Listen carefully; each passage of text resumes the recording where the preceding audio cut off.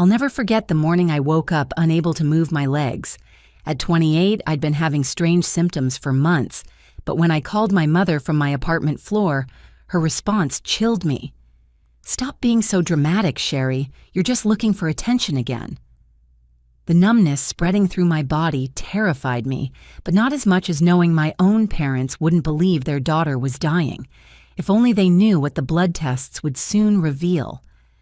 6 months before that terrifying morning, I'd been standing in the conference room at Morrison Marketing Associates, ready to present our quarterly campaign to our biggest client. My PowerPoint was polished, my talking points memorized, and my confidence high. Then without warning, my right arm went completely limp. The laser pointer clattered onto the mahogany table as my fingers refused to grip. My colleague, Marcus, smoothly took over while I excused myself, claiming I needed water. In the bathroom, I watched my trembling reflection flexing my fingers as sensation slowly returned. This wasn't the first time something strange had happened to my body, but it was the first time it happened publicly. That Sunday, I mentioned it casually over pot roast at my parents' house. The dining room hadn't changed since my childhood, with its floral wallpaper and china cabinet displaying grandmother's collection. My mother, Patricia, paused mid-chew, her fork suspended in air. "You dropped a pointer and now you think something's wrong with you." She set down her fork with deliberate precision. "Honestly, Sherry, this is getting ridiculous." My father, Robert, didn't look up from his newspaper. The business section rustled as he turned the page, his silence as familiar as the ticking grandfather clock in the hallway. "Mom, I'm not saying anything seriously wrong. I just thought it was odd that my whole arm went numb for no reason." I pushed green beans around my plate, appetite fading. "You know what's odd?" My mother's voice sharpened like the carving knife she wielded at holidays. A grown woman who graduated summa cum laude from Northwestern still acting like she did when she was 12, inventing ailments for sympathy. The word stung worse than any physical symptom. When I was 12, I'd had severe stomach pains that turned out to be anxiety from being bullied at school. My mother had never let me forget how I'd wasted everyone's time with my dramatics. "Patricia," my father murmured without looking up. "Don't Patricia me, Robert. Someone needs to tell her the truth. First it was headaches in college, then that whole exhaustion phase after graduation. Now her arm falls asleep once and she wants us to panic." She turned back to me, hazel eyes hard behind her reading glasses. "You have a good job, your own apartment, decent health insurance. What more attention could you possibly need?" I wanted to mention the other symptoms I'd been documenting in my journal for weeks. The mornings when my vision blurred for no reason. The bone-deep exhaustion that 10 hours of sleep couldn't cure. The way words sometimes scrambled in my mind before I could speak them. But her expression stopped me cold. "I'm just keeping track of things in case they get worse," I said, quietly. "Keeping track." She laughed, but there was no humor in it. "You mean that notebook you carry everywhere, scribbling down every tiny sensation like you're conducting some kind of scientific experiment on yourself?" My face burned. I hadn't realized she'd noticed my journal. The rest of dinner passed in strained silence, broken only by requests to pass the salt and comments about the weather. As I helped clear the table, my younger sister Amy caught my eye. At 25, she still lived at home while finishing her master's degree in education. She gave me a look I couldn't quite read, something between sympathy and warning. While washing dishes, I overheard my parents in the living room. The TV volume was low and their voices carried through the thin wall.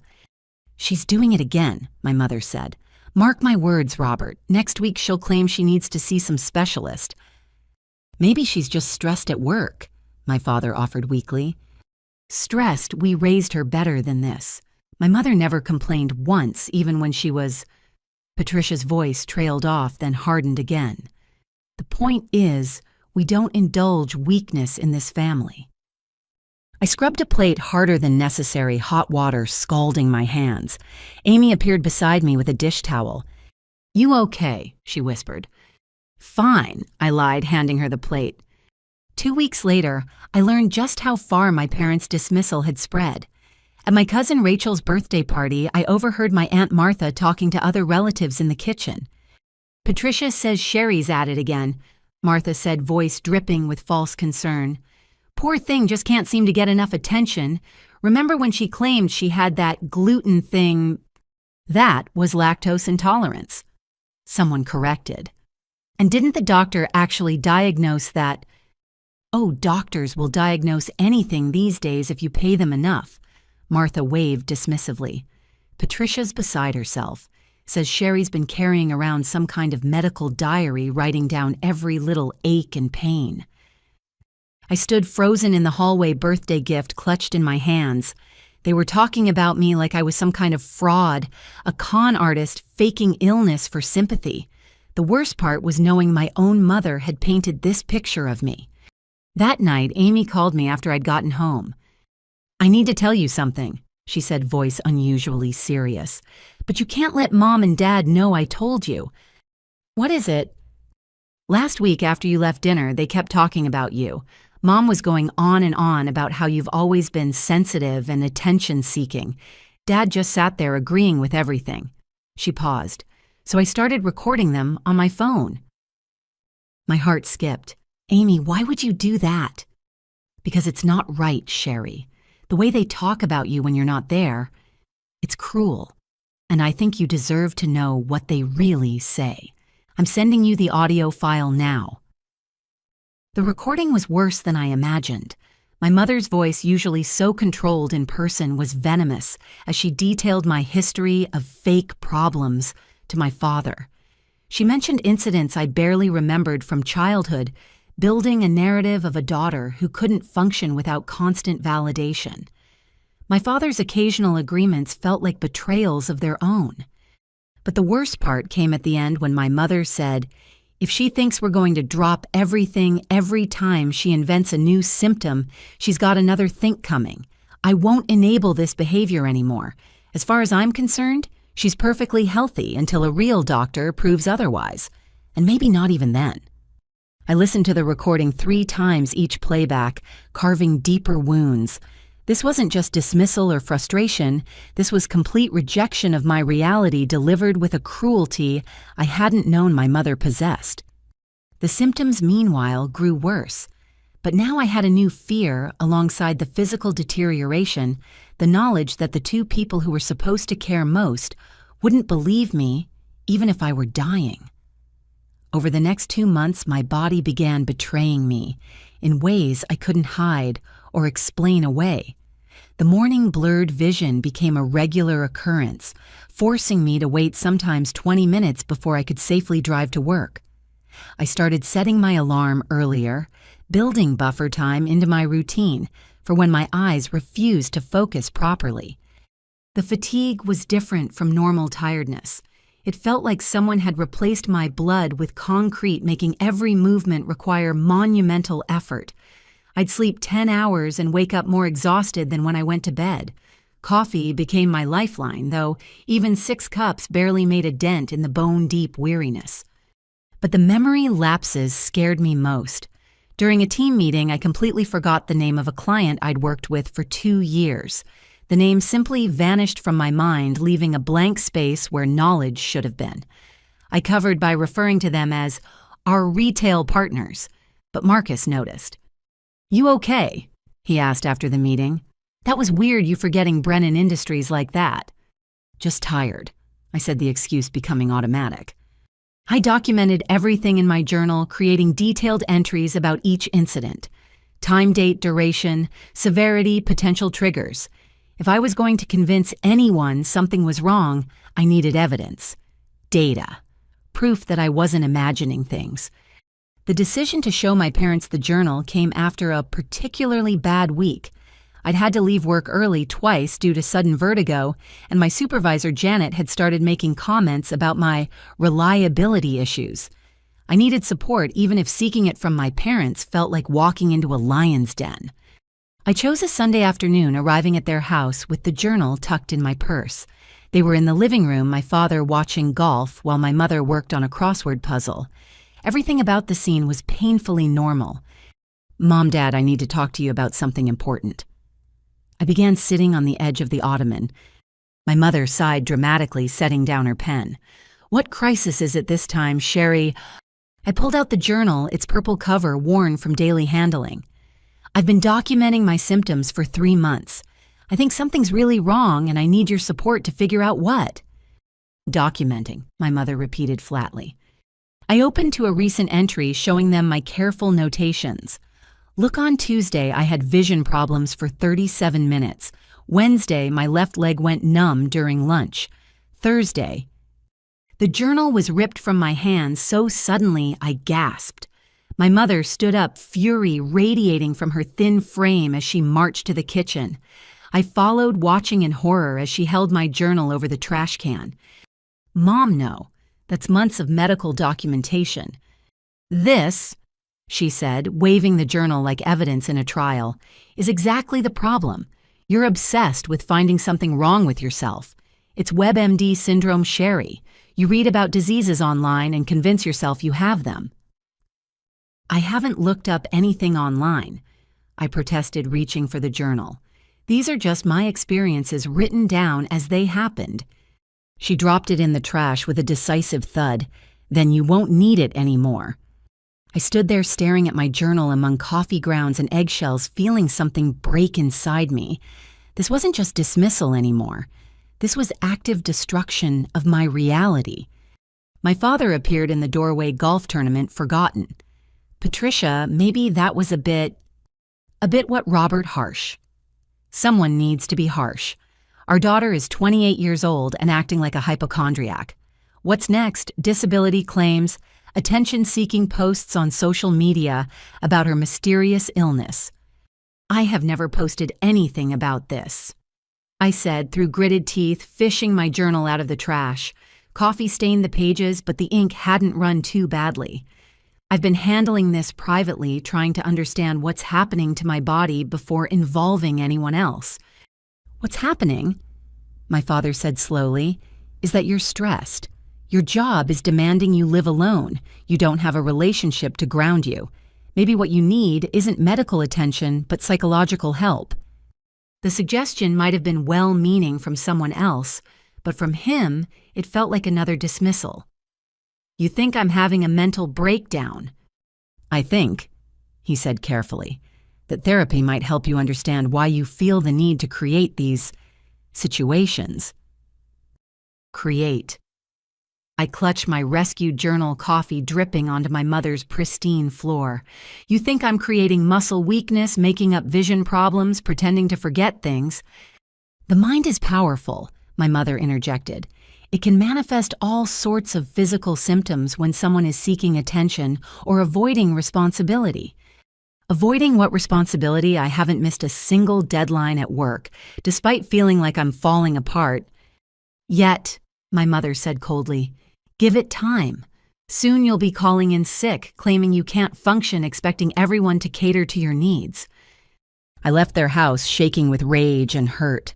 In my car, I tried to clean the coffee stains from my journal pages, tears making the task harder. 3 months of careful documentation dismissed as attention-seeking fantasy, thrown in the trash like worthless delusions. That evening, Amy texted me, "Heard what happened. Mom's still ranting. Dad's agreeing with everything she says. I'm so sorry." I didn't respond. What was there to say? The next morning brought a new symptom. My hands trembled so badly I couldn't button my blouse. I stood in my bedroom, fingers fumbling uselessly with the small plastic buttons, until I gave up and chose a pullover sweater instead. The trembling subsided after an hour, but the fear lingered. At work, I threw myself into projects with desperate intensity, trying to prove my reliability even as my body continued its rebellion. I stayed late, volunteered for extra assignments, triple-checked everything I produced. If I could just maintain the appearance of competence, maybe I could buy time to figure out what was wrong. But bodies don't care about performance reviews or parental approval. During a Wednesday afternoon presentation, my left leg went completely numb. Not the pins and needles sensation of a limb falling asleep, but total absence of feeling from hip to toe. I gripped the conference table, maintaining my smile while discussing market projections, willing my leg to support my weight. Excellent insights on the demographic shift, our client said. Could you walk us through the social media strategy on screen 3? Walking was exactly what I couldn't do. I stayed planted in place, gesturing to Marcus to advance the slides while I narrated from my position. The numbness lasted 40-minute sensation returning in waves of painful tingles just as the meeting concluded. You were acting strange in there, Janet commented afterward. Why didn't you move from that spot? Just finding my groove, I said weakly. She frowned but said nothing more. I limped back to my desk, added the incident to my coffee-stained journal, and wondered how long I could maintain this charade. The answer came 2 weeks later when Amy called me breathless with excitement and anger. You're not going to believe what I recorded, she said. Mom and Dad had Uncle Dennis and Aunt Martha over for dinner last night. The things they said about you. I don't know if I want to hear it, I admitted, exhaustion weighing down every word. You need to, Amy insisted. They're poisoning the entire family against you. Listen to this. The recording was crystal clear. My mother's voice dominated the conversation, painting me as a manipulative attention seeker who'd been performing illness since childhood. She cited examples spanning decades, building a case that would convince any jury of my supposed deception. Remember when she was 16 and claimed she couldn't see the board at school? My mother said. We got her glasses she didn't need, wore them for a month before miraculously recovering her vision. I remembered that incident differently. The optometrist had said my vision was borderline, that glasses might help with eye strain. When they hadn't made much difference, I'd stopped wearing them. But in my mother's retelling, it became evidence of manipulation. And in college, my mother continued, the mysterious fatigue that only appeared during finals week. That fatigue had been diagnosed as mononucleosis by the campus health center. I'd been sick for months, struggling through classes with a documented illness. But facts didn't matter in my mother's narrative. Poor Patricia, Aunt Martha cooed sympathetically. It must be so hard having a daughter who refuses to grow up. The worst part, my mother said, voice dropping to a confidential whisper, is that she's starting to affect her career. Janet from her office called me last week concerned about Sherry's performance. I had to make excuses, claim she was going through a difficult time. My blood ran cold. Janet had called my mother about my work performance. The betrayal felt multi-layered, professional boundaries crossed and parental undermining combined. What did you tell her? Uncle Dennis asked. The truth, my mother replied, that Sherry has always had a tendency toward dramatics, but she usually grows out of these phases. I assured her it would pass. You're a saint for putting up with it, Martha said. In my day, children didn't dare act out like this. We've tried everything, my father's voice joined in, reasoning with her tough love, even suggesting therapy. Nothing works. She's determined to be the victim. The recording continued for another 10 minutes, each word, another nail in the coffin of family support. By the time it ended, I understood the full scope of my isolation. This wasn't just my parents dismissing my concerns. This was a coordinated campaign to discredit me to everyone I knew. I'm so sorry, Sherry, Amy whispered. I had no idea they were calling your boss. That's so messed up. It's okay. I lied, though nothing about this situation approached okay. Thank you for recording it. At least now I know where I stand. What are you going to do? I looked at my journal, coffee-stained and warped, but still intact. I'm going to keep documenting everything, and I'm going to find a doctor who believes me with or without family support. I believe you, Amy said quietly. For what it's worth, I've seen the trembling. I've noticed when you forget words. You're not making this up. It was the first time anyone had acknowledged what I was experiencing as real. I clutched the phone tighter, gratitude overwhelming me. Thank you, I managed through sudden tears. That means more than you know. After we hung up, I sat in my apartment's silence, processing the reality of my situation. My parents hadn't just dismissed my symptoms, they'd actively worked to discredit me professionally and socially. The support system I'd hoped to rely on had become another obstacle to overcome. But Amy's validation, small as it was, gave me strength. Someone saw my struggle. Someone believed me. It wasn't much, but it was enough to keep fighting. I opened my journal to a fresh page, writing in careful letters across the top, "I am not crazy. I am not lying. Something is wrong with my body, and I will find answers." Underneath, I began a new entry. Day 93. Symptoms continue to escalate. Family support non-existent. Professional reputation potentially compromised. But I persist. I persist because this is real, whether anyone believes me or not. The trembling in my hands made my handwriting shaky, but I kept writing. Each word was a small act of defiance against those who would erase my experience. Each entry was proof that I existed, that my pain was real, that my body's rebellion deserved recognition. Tomorrow would bring new symptoms, new challenges, new dismissals. But tonight, in the yellow glow of my desk lamp, I documented my truth. It was all I could do, and somehow, it was enough. The grocery store incident happened on a Tuesday afternoon in October. I'd taken a half day from work telling Janet I had a dental appointment, rather than admitting I could barely see straight from the crushing headache that had started at dawn. The fluorescent lights of Whole Foods made everything worse, but I needed supplies. I was reaching for a jar of pasta sauce when it happened. One moment I was standing, the next, my legs simply weren't there. Not numb this time, but completely unresponsive, as if someone had severed the connection between my brain and lower body. The jar shattered on the floor as I collapsed, red sauce exploding across the white tiles like a crime scene. "Oh my God," a woman's voice high and panicked.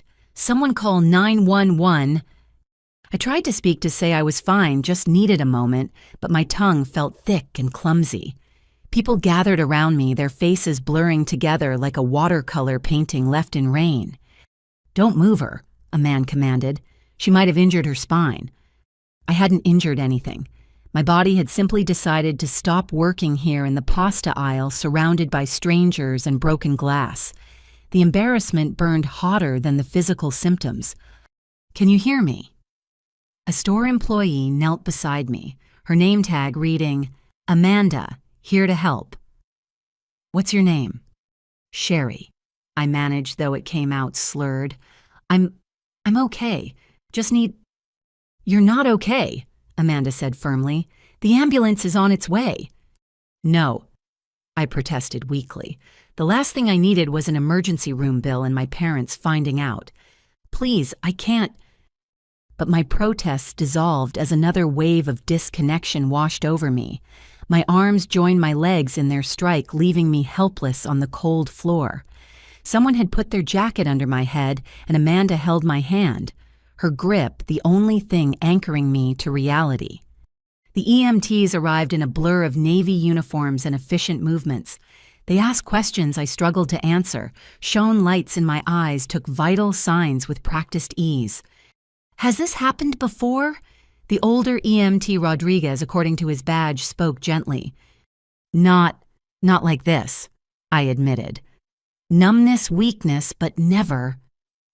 "We're going to take you to St. Mary's for evaluation," he said. "Is there someone we should call?"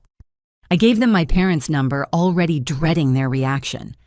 The ER was controlled chaos, beeping machines and hurried footsteps, and the antiseptic smell that made my stomach turn. They ran tests, drawing what felt like gallons of blood, sending me through the CT scanner, attaching electrodes to measure nerve function. "The good news," Dr. Chen said 2 hours later, "is that your CT is clear, no stroke, no obvious brain abnormalities." Then what happened to me? She frowned at her tablet. "Your initial blood work shows some inflammation markers, but nothing definitive. Sometimes the body reacts to stress in dramatic ways.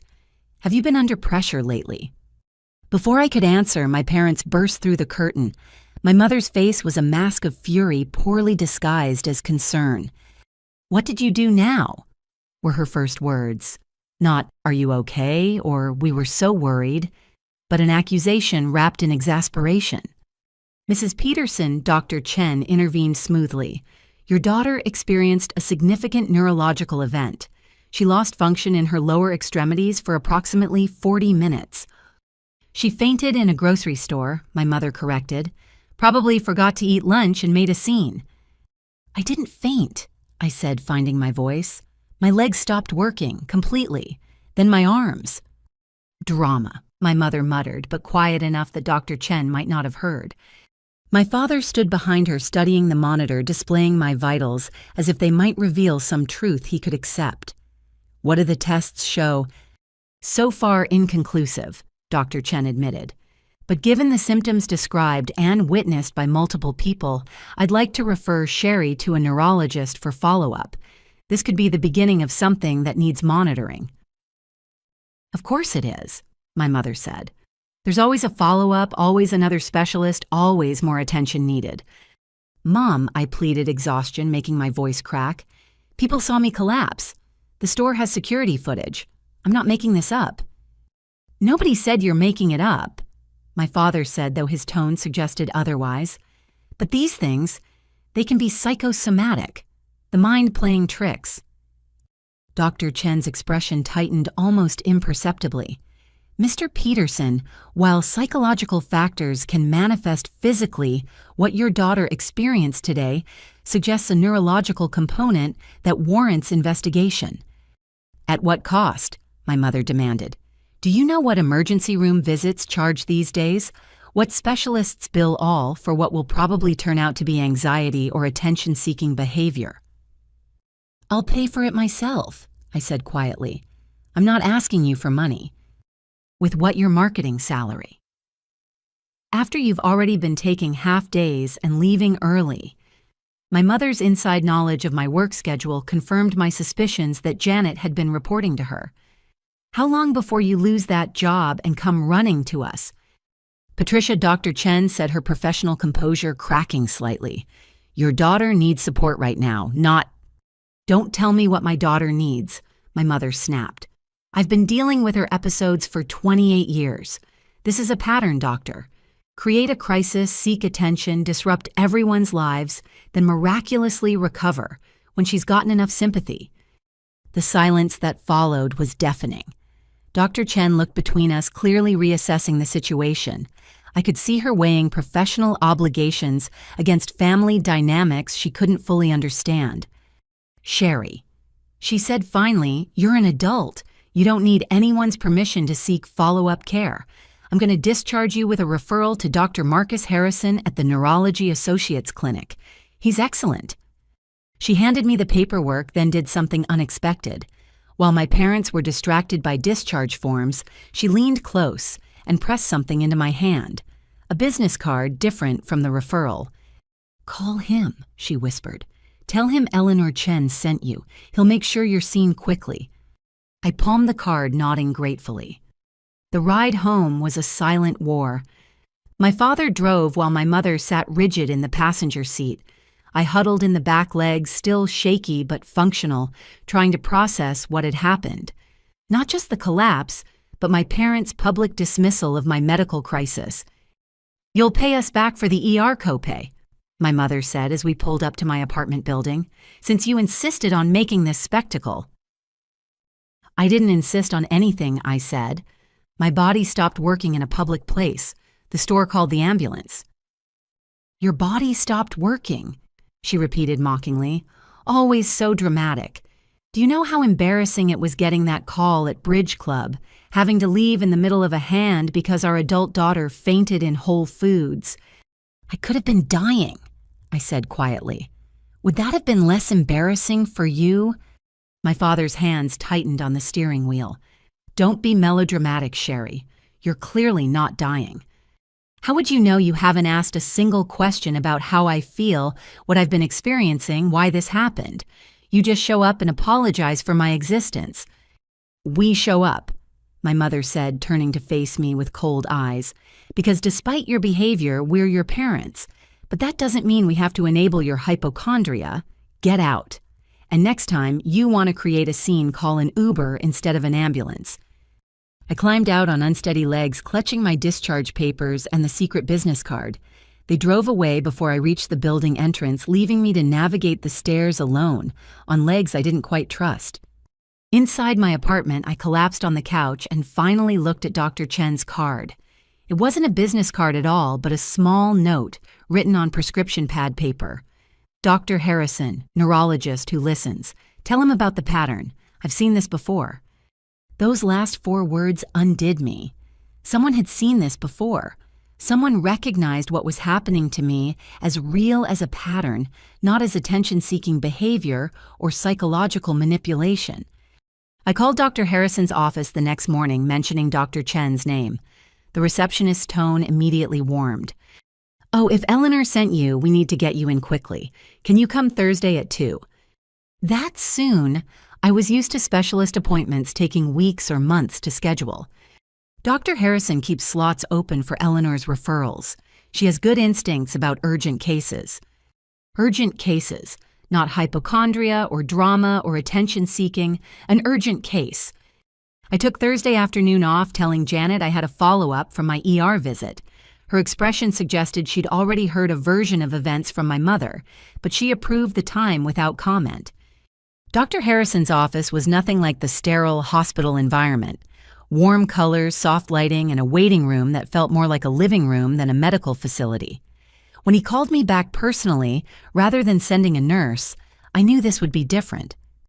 "Eleanor tells me you've been having progressive neurological symptoms that your family is dismissing," he said without preamble, settling into a chair across from me rather than behind his desk.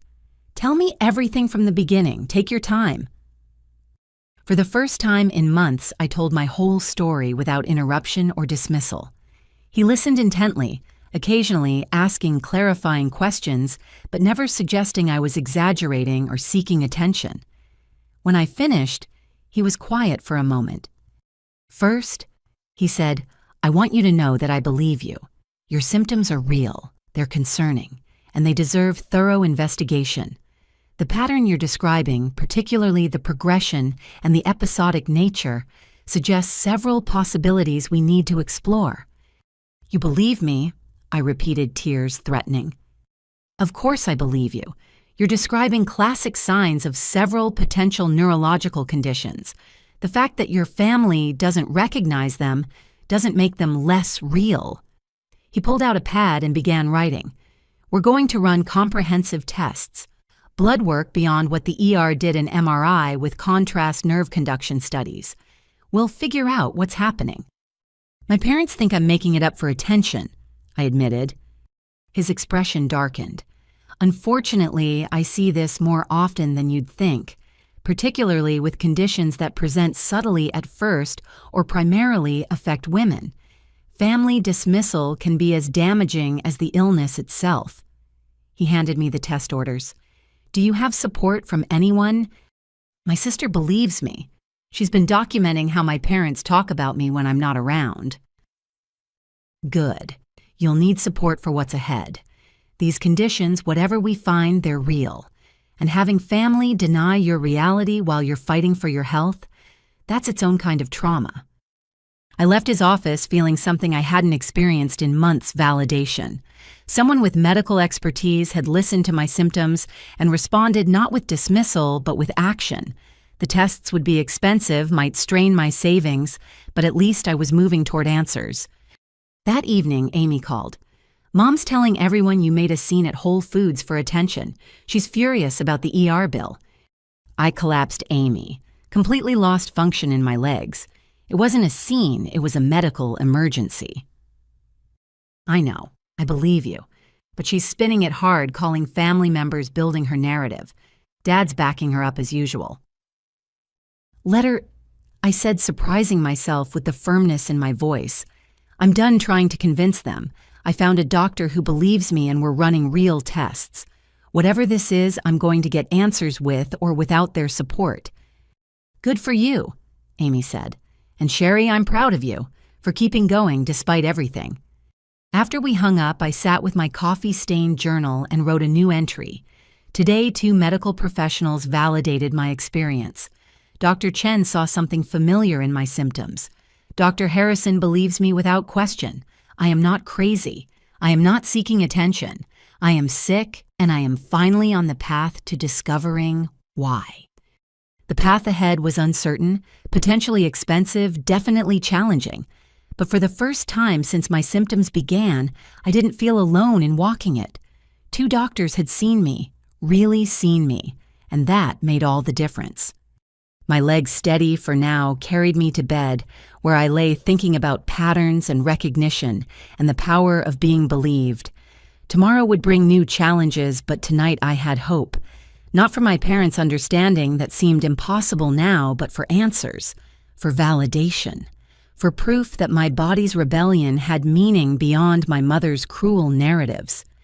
In the darkness, I whispered to myself, I am not crazy. I am not lying. I am sick. And soon everyone will know it. The morning I collapsed at work started like so many others, with me standing in my bathroom, gripping the sink as waves of dizziness threatened to knock me down. My reflection wavered in the mirror features, indistinct as my vision struggled to focus.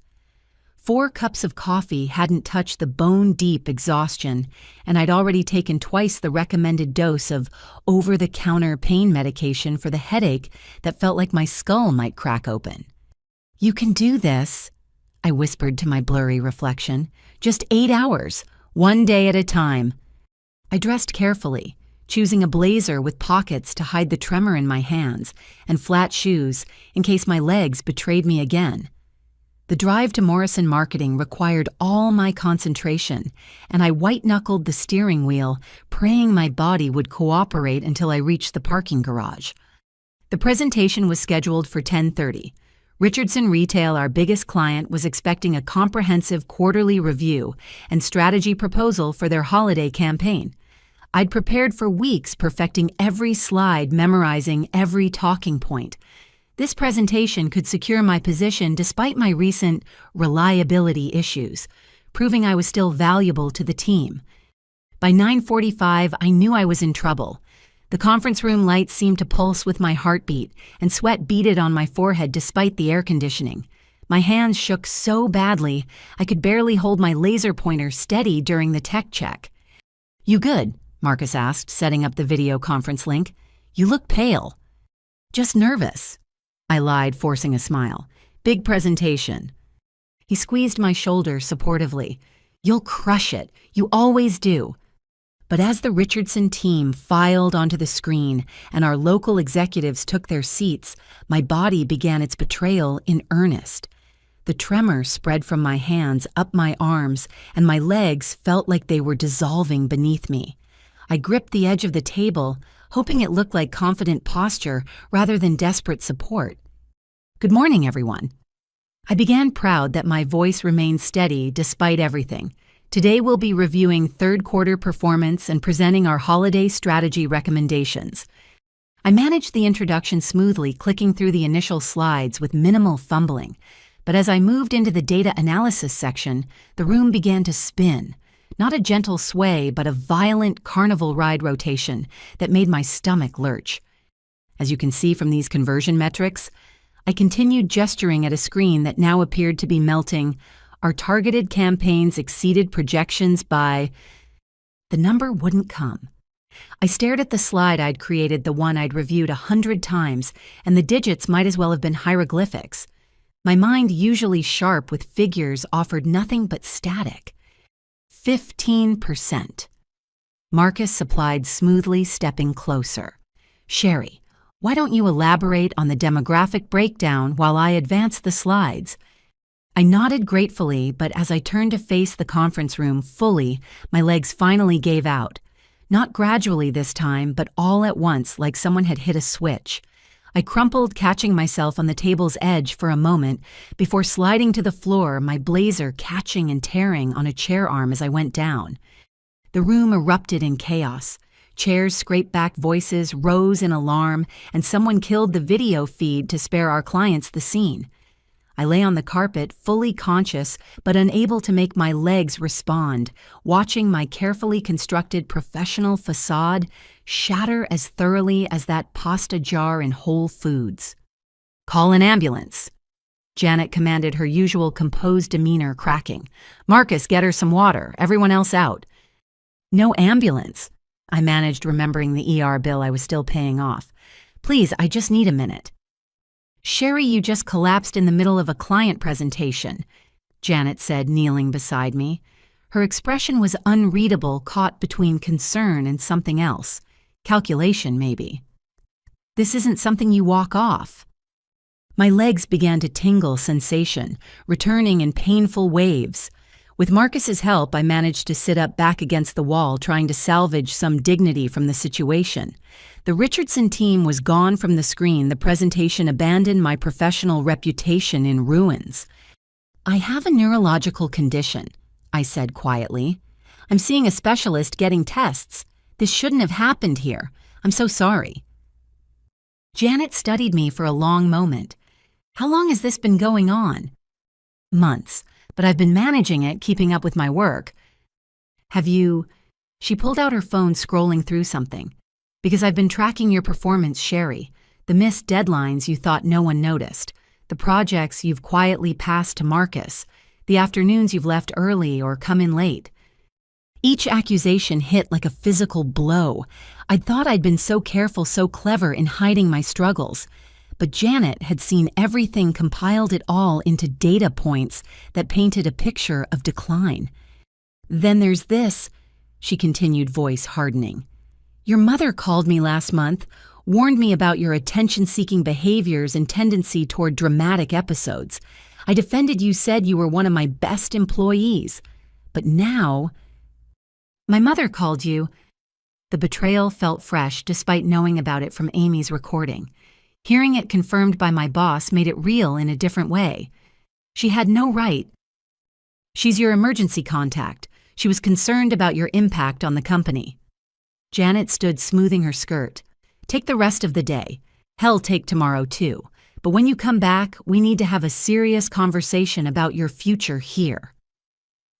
"Janet, please. I'm good at my job. This medical situation, it's temporary. Once we figure out what's wrong—" "That's just it, Sherry.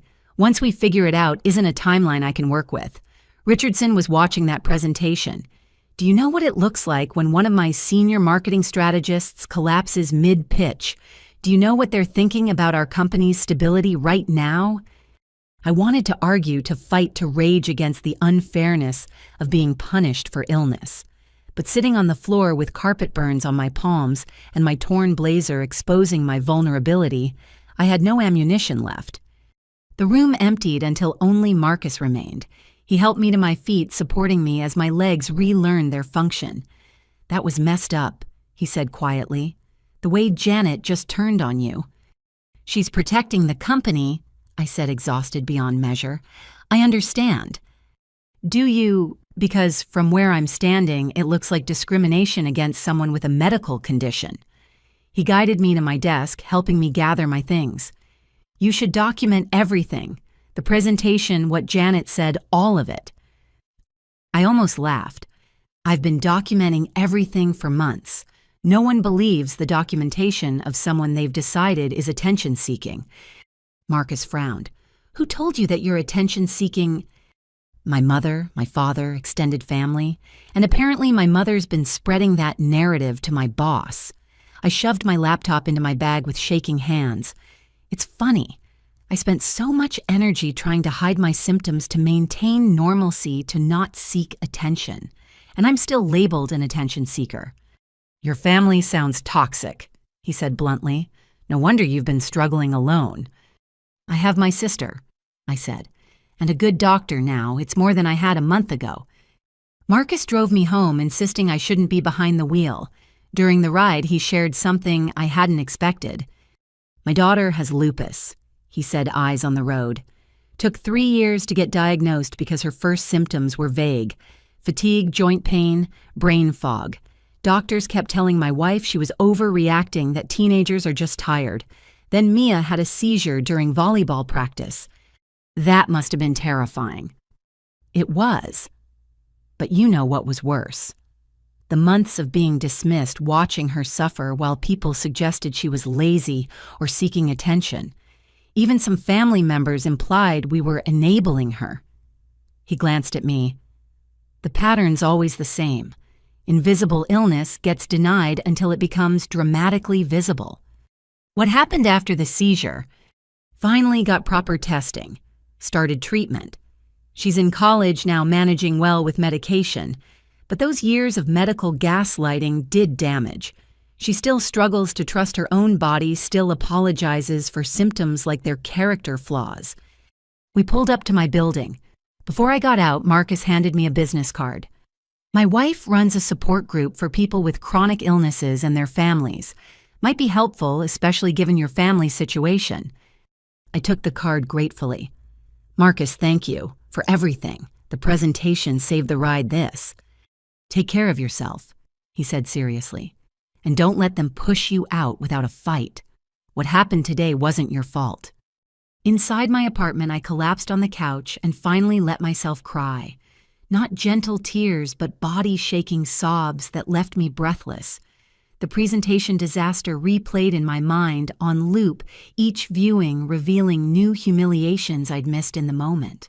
My professional reputation, carefully built over 6 years, had crumbled in minutes. My phone buzzed with texts. 3 from Amy asking if I was okay, having somehow already heard about the incident. 1 from my mother, surprisingly.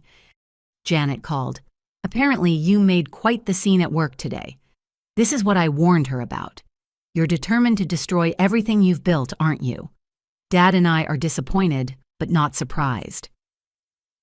I stared at the message, waiting to feel something. Anger, hurt, frustration. But there was only emptiness where my emotional response should have been. My mother had won in a way. Her narrative about my attention-seeking had become reality in everyone's eyes. The fact that I'd collapsed from actual neurological symptoms didn't matter. The story was set. Amy called while I was still staring at the phone. Sherry, I heard what happened. Are you okay? No, I said honestly. I collapsed during the most important presentation of the year.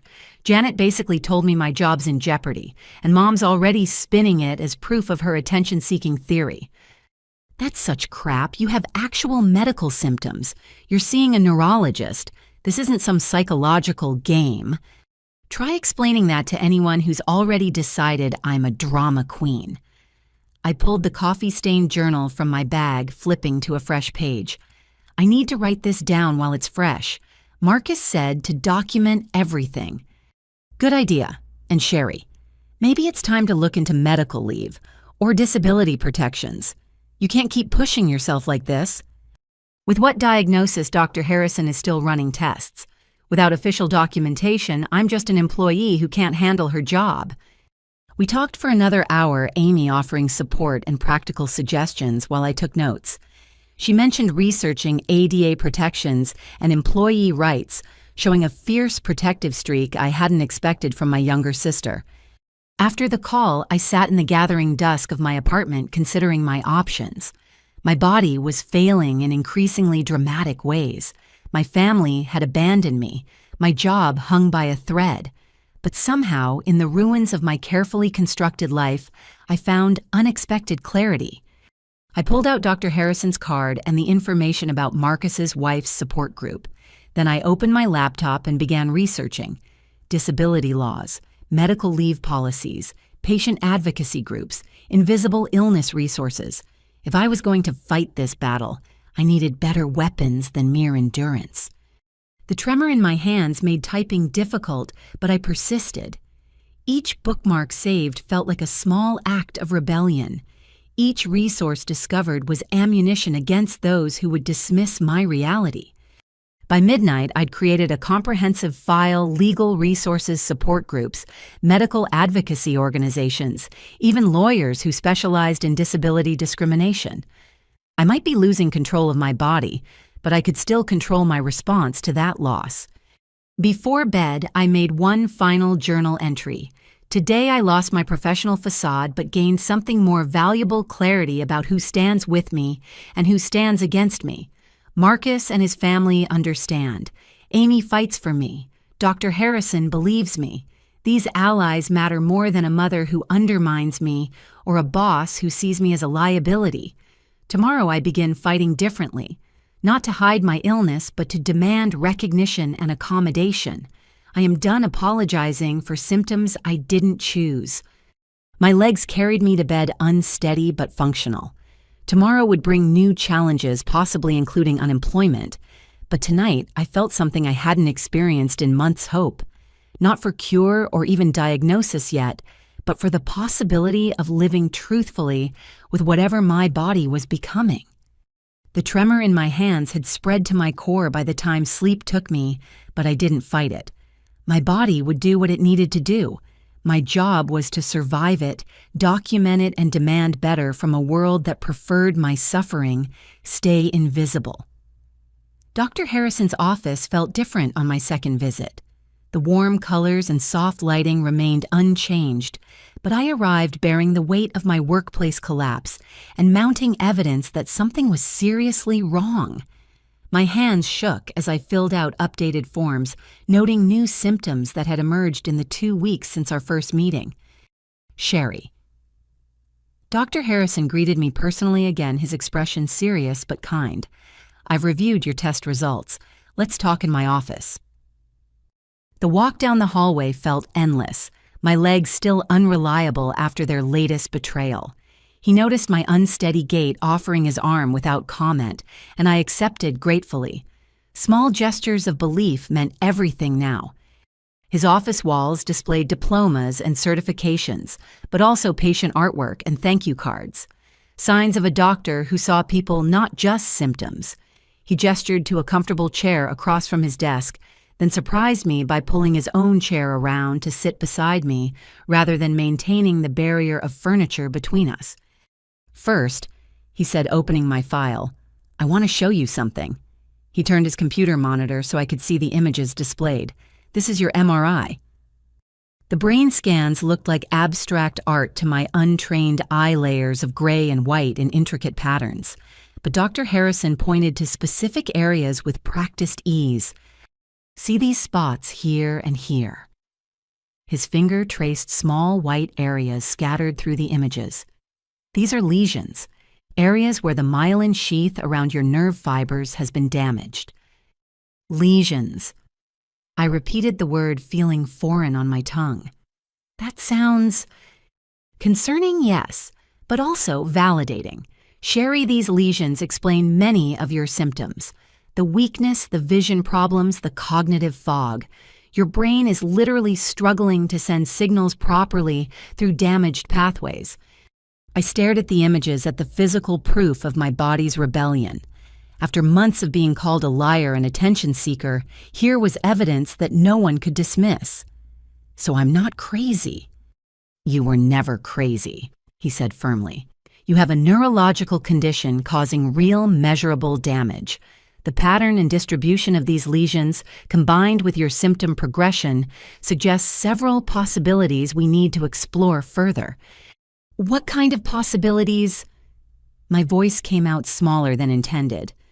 He pulled up another set of results this time, showing graphs and numbers. Your blood work revealed some interesting markers. Elevated proteins that suggest inflammation in your central nervous system. Antibodies that shouldn't be there. I want to run more specific tests, but Sherry, I need you to prepare yourself. We're looking at the possibility of an autoimmune condition. Autoimmune, I echoed, like my body is attacking itself. Essentially, yes. Your immune system appears to be mistaking your nervous system tissue as a foreign invader and mounting an attack. It would explain the episodic nature of your symptoms, why they come and go, why they're progressively worsening. I thought of my mother's words about attention-seeking, about drama and weakness. How could I explain that my own body had turned traitor, that this wasn't a choice or a performance, but a civil war I couldn't control? What's the next step? I asked, forcing myself to focus on action rather than emotion. I want to do a lumbar puncture, analyze your cerebrospinal fluid. It's uncomfortable, but necessary. We're also going to run a panel of specialized antibody tests. Some of these conditions are rare, and we need to be thorough. He paused, studying my face. How are you managing emotionally? This is a lot to process. The question broke something in me. After months of medical professionals treating me like a hypochondriac, having a doctor acknowledge the emotional impact felt revolutionary. My family doesn't believe me. I might lose my job. I'm terrified and relieved simultaneously because at least now I have proof I'm not lying. Medical gaslighting is traumatic, he said simply. Having your reality denied by people who should support you leaves scars. Are you connected with any support resources? I mentioned Marcus's wife's support group and he nodded approvingly. Good. You'll need community as we navigate this. Can I ask about your family situation? Sometimes understanding the dynamics helps me better support my patients. So I told him about my mother's cruelty, my father's passive, enabling the campaign to discredit me to extended family and even my employer. He listened without interruption, his expression growing increasingly grave. There's something I need to tell you, he said when I finished. Some of these autoimmune conditions have genetic components. They can run in families, particularly through maternal lines. Has anyone in your family had unexplained neurological symptoms? My blood chilled. My grandmother. My mother's mother. She died when I was young, but Mom always said it was a mysterious illness. She gets weird when anyone mentions it. Dr. Harrison made a note. It might be worth exploring that history. Sometimes families hide or deny these conditions out of shame or fear. If your grandmother had something similar, then my mother might have it too, I finished, or could develop it. It's possible. These conditions can skip generations or manifest differently in family members. Your mother's reaction to your illness might be more complex than simple dismissal. We scheduled the lumbar puncture for the following week, and he gave me a thick packet of information about various autoimmune conditions affecting the nervous system. As I prepared to leave, he stopped me with a gentle hand on my arm. Sherry, I need you to understand something. Whatever we find, whatever the specific diagnosis, you're starting a long journey. These conditions are manageable, but not curable. You'll need to make significant life adjustments. But you're not alone. My team and I will be with you every step. I left his office clutching the information packet and something even more valuable, concrete evidence of my illness. The MRI images, the blood test, results, the medical vocabulary that gave names to my experiences. No one could look at brain lesions and call them attention-seeking behavior. At home, I spread the papers across my kitchen table and began reading. Multiple sclerosis, neuromyelitis optica, autoimmune encephalitis. Each condition described symptoms I recognized, painting pictures of bodies, betraying their owners in familiar ways. The medical language felt like a new vocabulary for experiences I'd been unable to articulate. My phone rang. Amy. How did it go? She asked immediately.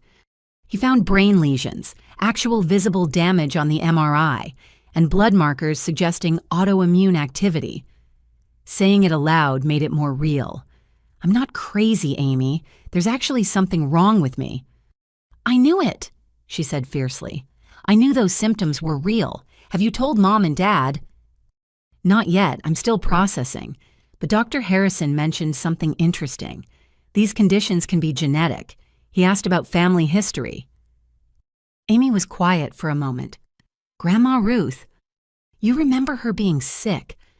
Not really, I was too young. But I remember Mom getting weird about it. And once, when I was in high school, I found some old medical bills in the attic.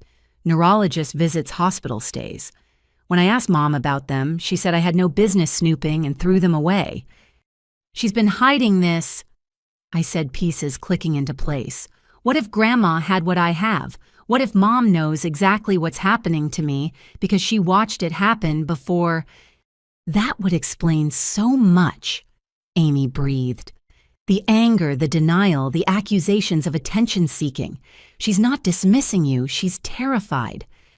That doesn't excuse what she's done, I said, anger flaring. Calling my boss, turning family against me, throwing my journal in the trash. fear doesn't justify cruelty. No, it doesn't, but it might explain it. What are you going to do? I looked at the brain scans Dr. Harrison had printed for me, the white spots scattered like stars against the gray matter. First, I'm going to get through the rest of these tests, get a definitive diagnosis.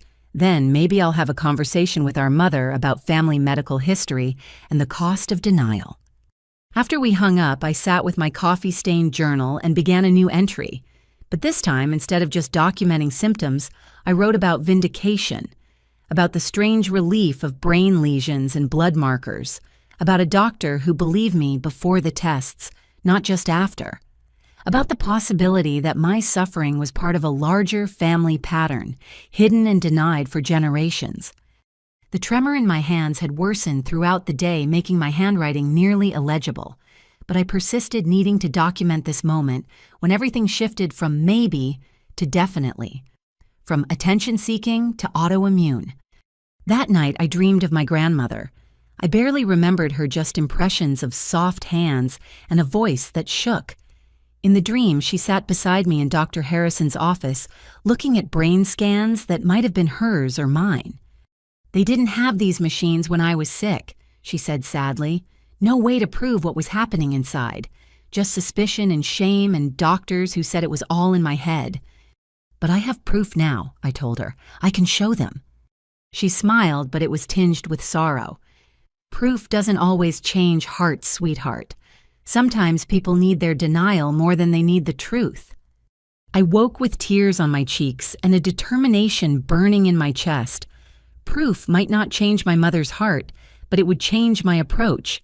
I was done begging for belief. Armed with medical evidence and professional validation, I could demand accommodation, pursue treatment, and build a life that honored my body's new reality. The next morning brought a call from HR. Janet had reported the presentation incident, and they needed to discuss options moving forward. I scheduled the meeting for after my lumbar puncture, giving myself time to gather medical documentation.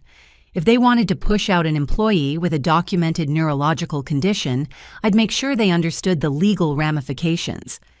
But first, I had a support group to attend. Marcus's wife had texted me the details, and I decided to go that evening. Walking into a room full of strangers felt daunting, but less so than facing this journey alone. The community center was brightly lit with chairs arranged in a circle and a coffee station that reminded me of AA meetings in movies.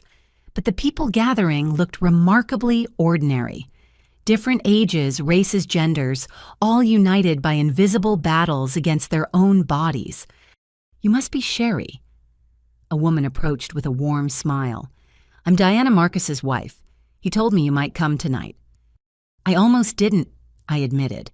"This feels very real." She laughed gently. "I know, the first meeting is hard, admitting you need support, that you can't fight this alone. But trust me, this room will become a lifeline." As people settled into chairs, I noticed the variety of mobility aids scattered around. Canes walkers, one wheelchair. Tools of adaptation I might need someday, normalized and unremarkable here. The meeting began with introductions. Each person shared their name, condition, and something they were struggling with or celebrating. The honesty was breathtaking. "I'm Joan, I have lupus, and this week I'm celebrating 3 days without a flare." "Marcus here, fibromyalgia, struggling with a new medication that makes me foggy."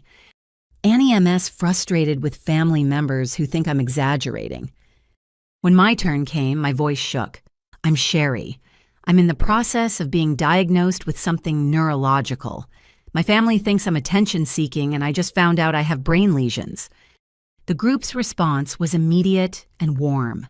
Nods of understanding, murmurs of support, even a few "been there" comments that made me feel less alone. These people understood medical gaslighting, family denial, the strange grief of a body betraying you.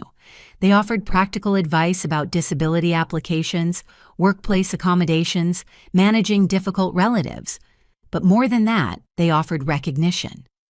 In this circle, I wasn't the woman who collapsed dramatically at work. I was just another person navigating the complexity of chronic illness. By the time I left, I had a folder of resources, several phone numbers, and an invitation to a smaller weekly coffee meetup for newly diagnosed people. The tremor in my hands felt less like a shameful secret and more like a membership card to a club I'd never wanted to join but desperately needed.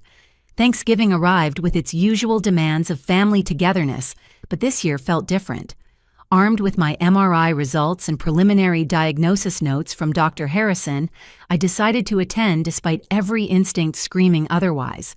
Amy had begged me to come promising to run interference, and some stubborn part of me wanted to face my extended family with medical evidence in hand. I dressed carefully that morning, choosing clothes that wouldn't show tremors and flat shoes for stability. The muscle relaxants Dr. Harrison prescribed helped somewhat, but stress always made symptoms worse. And nothing triggered stress quite like my mother's holiday productions. The house smelled of turkey and tradition when Amy met me at the door. She pulled me into a quick hug, whispering, "Aunt Martha's already 3 wines deep and Mom's in full performance mode. You sure about this?" "No," I admitted, "but hiding feels like letting them win." The dining room buzzed with conversation that stuttered when I appeared. Uncle Dennis raised his beer in mock salute. Well, well, the mystery illness girl graces us with her presence.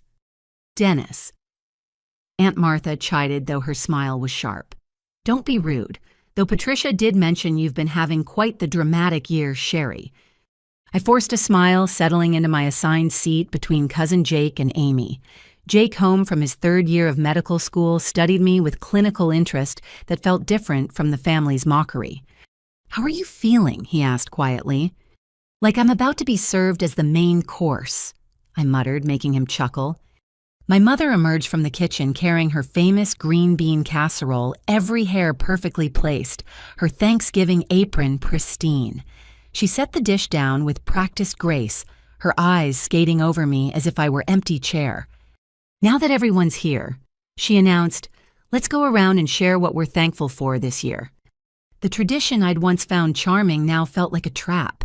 Each family member recited expected gratitudes, health, prosperity, togetherness. When my turn approached, my hands began their familiar tremor beneath the table. "I'm thankful for doctors who listen," I said clearly, "and for finally getting answers about my health."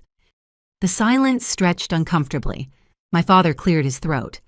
"Perhaps we should focus on more positive—" "Brain lesions are positive," I interrupted, surprising myself, "because that's what the MRI showed, actual visible damage to my nervous system. Or is medical evidence too negative for turkey dinner?" "Sherry." My mother's voice could have frozen gravy. "This isn't the time or place." "When is the time, Mom?" "When you're not telling my boss I'm attention-seeking. When you're not poisoning the entire family against me." My voice shook, but I pressed on. "I have a neurological condition, autoimmune. Genetic, actually. Which means—" "Enough." She stood abruptly. "I won't have you ruining Thanksgiving with your dramatics." "Dramatics." I laughed, edge of hysteria creeping in. "I have medical proof. Would you like to see the brain scans, the blood work, or would you prefer to keep pretending I'm making this up?" "You've always been like this," Aunt Martha interjected, wine making her bold. "Even as a child. Remember the school play incident? The birthday party, fainting spell, Patricia's had to deal with this attention-seeking for decades." "Those weren't attention-seeking," I said through gritted teeth. "They were early symptoms everyone ignored." Jake shifted beside me. "Actually, what Sherry's describing sounds consistent with several autoimmune conditions. The childhood presentations often get dismissed as behavioral issues when they're actually—" "Don't encourage her," my mother snapped. "Jake, you're studying to be a real doctor. You should recognize manipulation when you see it." My hands shook harder and I gripped my water glass to steady them. The tremor traveled up my arms, visible now despite my efforts. Jake noticed immediately, his eyes widening with medical interest rather than judgment. "Sherry," he said quietly, "how long have you had that tremor?" "Months. It's worse when I'm stressed, like now." "Can you hold your arms out straight?" I extended my arms, watching them shake like leaves in a storm. Several family members stared, finally seeing visible evidence of my body's rebellion. Jake gently manipulated my hands, checking resistance and coordination with the practiced movements of clinical examination. "This isn't psychological," he announced. "The tremor pattern, the resistance quality. Aunt Patricia has Sherry shown you her test results. I don't need to see fabricated." "They're not fabricated." I stood too quickly, dizziness making me sway. "God, Mom, what are you so afraid of? Why can't you just—" The room tilted. My left hand went completely numb, releasing the water glass I'd forgotten I was holding. It shattered on grandmother's china water, and crystal shards exploding across the pristine tablecloth. The sound echoed in the sudden silence as I stared at my betraying hand fingers refusing to close despite my commands. My grandmother's Waterford. My mother's shriek pierced through my neurological fog. "That glass was from her wedding set. You destroyed it. You destroy everything." "I can't feel my hand," I said stupidly, still staring at the appendage like it belonged to someone else. "Of course you can't," she raged, moving around the table toward me. "It's always something with you. Always an excuse, always a scene. That glass survived 60 years, and you—" "Patricia." Jake's voice cut through her tirade with medical authority. "Sherry's having neurological symptoms. This isn't about the glass." "Don't tell me what this is about in my own home," she whirled on him. "You're as bad as she is enabling this behavior. That glass was irreplaceable." "Unlike your daughter." The words escaped before I could stop them. "Because you seem pretty willing to throw me away." "Get out!" Her voice went deadly quiet. "Get out of my house!" "Mom," Amy protested. "It's Thanksgiving. She's sick." "She's sick when it's convenient. She's always been sick when she needs attention or wants to avoid responsibility." She turned back to me, eyes hard as the crystal shards glittering on the tablecloth. "I'm done, Sherry. Done with the dramatics, the scenes, the constant crises. Get out." "Patricia." My father finally intervened. "Perhaps we should all calm—" "Don't you dare take her side," she hissed. "Not after everything I've endured with her lies and manipulations." "They're not lies," Jake said firmly. "Aunt Patricia, I've seen enough in medical school to recognize real neurological symptoms. The tremor pattern, the sudden numbness, the way she's compensating for balance issues. These aren't things someone can fake." "Then explain why it only happens during family gatherings," she challenged. "Why she only collapses when there's an audience." "Stress exacerbates autoimmune conditions," Jake replied patiently. "The fact that her symptoms worsen around family who dismiss and belittle her is actually diagnostic. You're literally making her sicker." The truth hung in the air like smoke from a snuffed candle. My mother's face cycled through emotions too quickly to track before settling on cold fury. "How dare you?" she whispered. "How dare you blame me for her choices?" "What choices?" I found my voice again, anger burning through the neurological fog. "The choice to have my immune system attack my brain. The choice to develop lesions. Tell me, Mother, which part of this did I choose? The choice to parade it around like a badge of honor. The choice to make every family gathering about your latest crisis. The choice to be weak." That word weak finally broke something in me. All the months of hiding symptoms, pushing through pain, maintaining my job despite my body's rebellion, and she reduced it to weakness. "You want to know about weakness?" I said, voice steady despite the tremor consuming my entire body now. "Weakness is denying your own mother's illness until she died. Weakness is being so terrified of genetics that you'll sacrifice your daughter to maintain denial. Weakness is—" "Don't you dare mention my mother." The slap happened so fast I didn't see it coming. My already compromised balance failed completely, sending me stumbling backward into Jake, who caught me before I hit the floor. The room erupted. Amy screaming at our mother, Uncle Dennis trying to restore order, Aunt Martha declaring this was why she preferred dogs to children. but all I could focus on was the spreading numbness now consuming my entire left side like ice water in my veins. "I need to go to the hospital," I said quietly to Jake. "Something's wrong, more wrong than usual." He didn't hesitate. "I'm driving you. Amy, get her purse." "If you leave this house," my mother said, voice shaking with rage, "don't bother coming back. I'm done pretending you're my daughter." I looked at her, really looked at her, saw the fear beneath the fury, the desperate denial masquerading as strength. "I'm done pretending too," I said. "Done pretending you're the mother I needed. Done pretending your love was worth destroying myself to earn."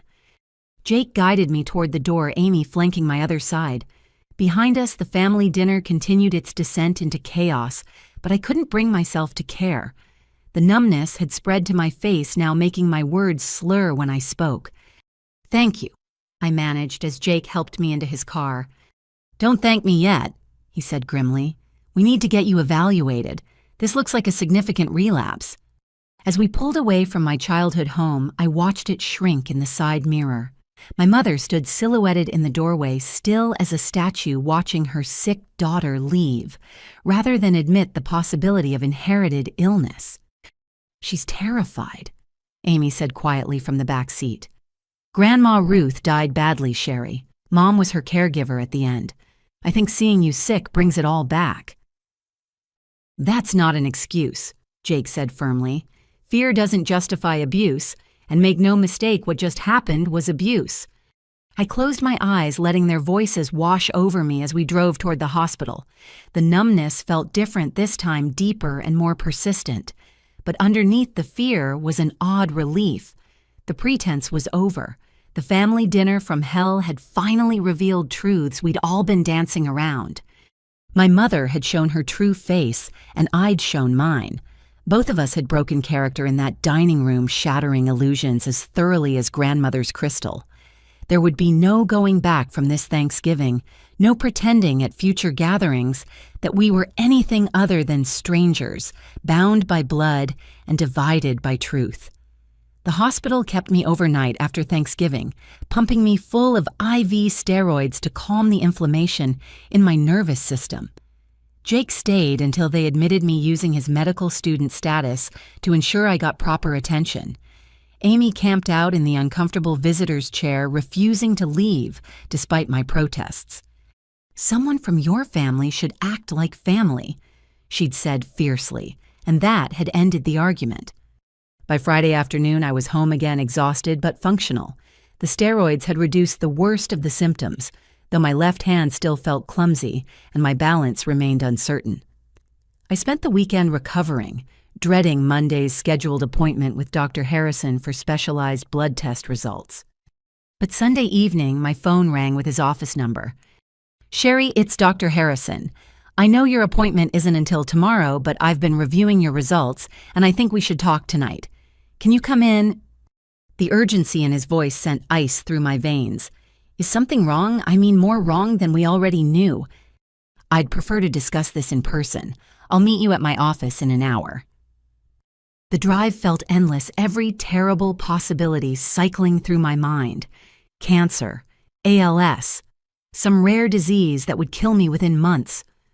By the time I parked, my hands shook from more than just the tremor. Dr. Harrison met me at the door himself, the empty office building echoing our footsteps. His expression was serious, but not grim, which I took as a minor comfort. "Thank you for coming," he said, leading me to his office.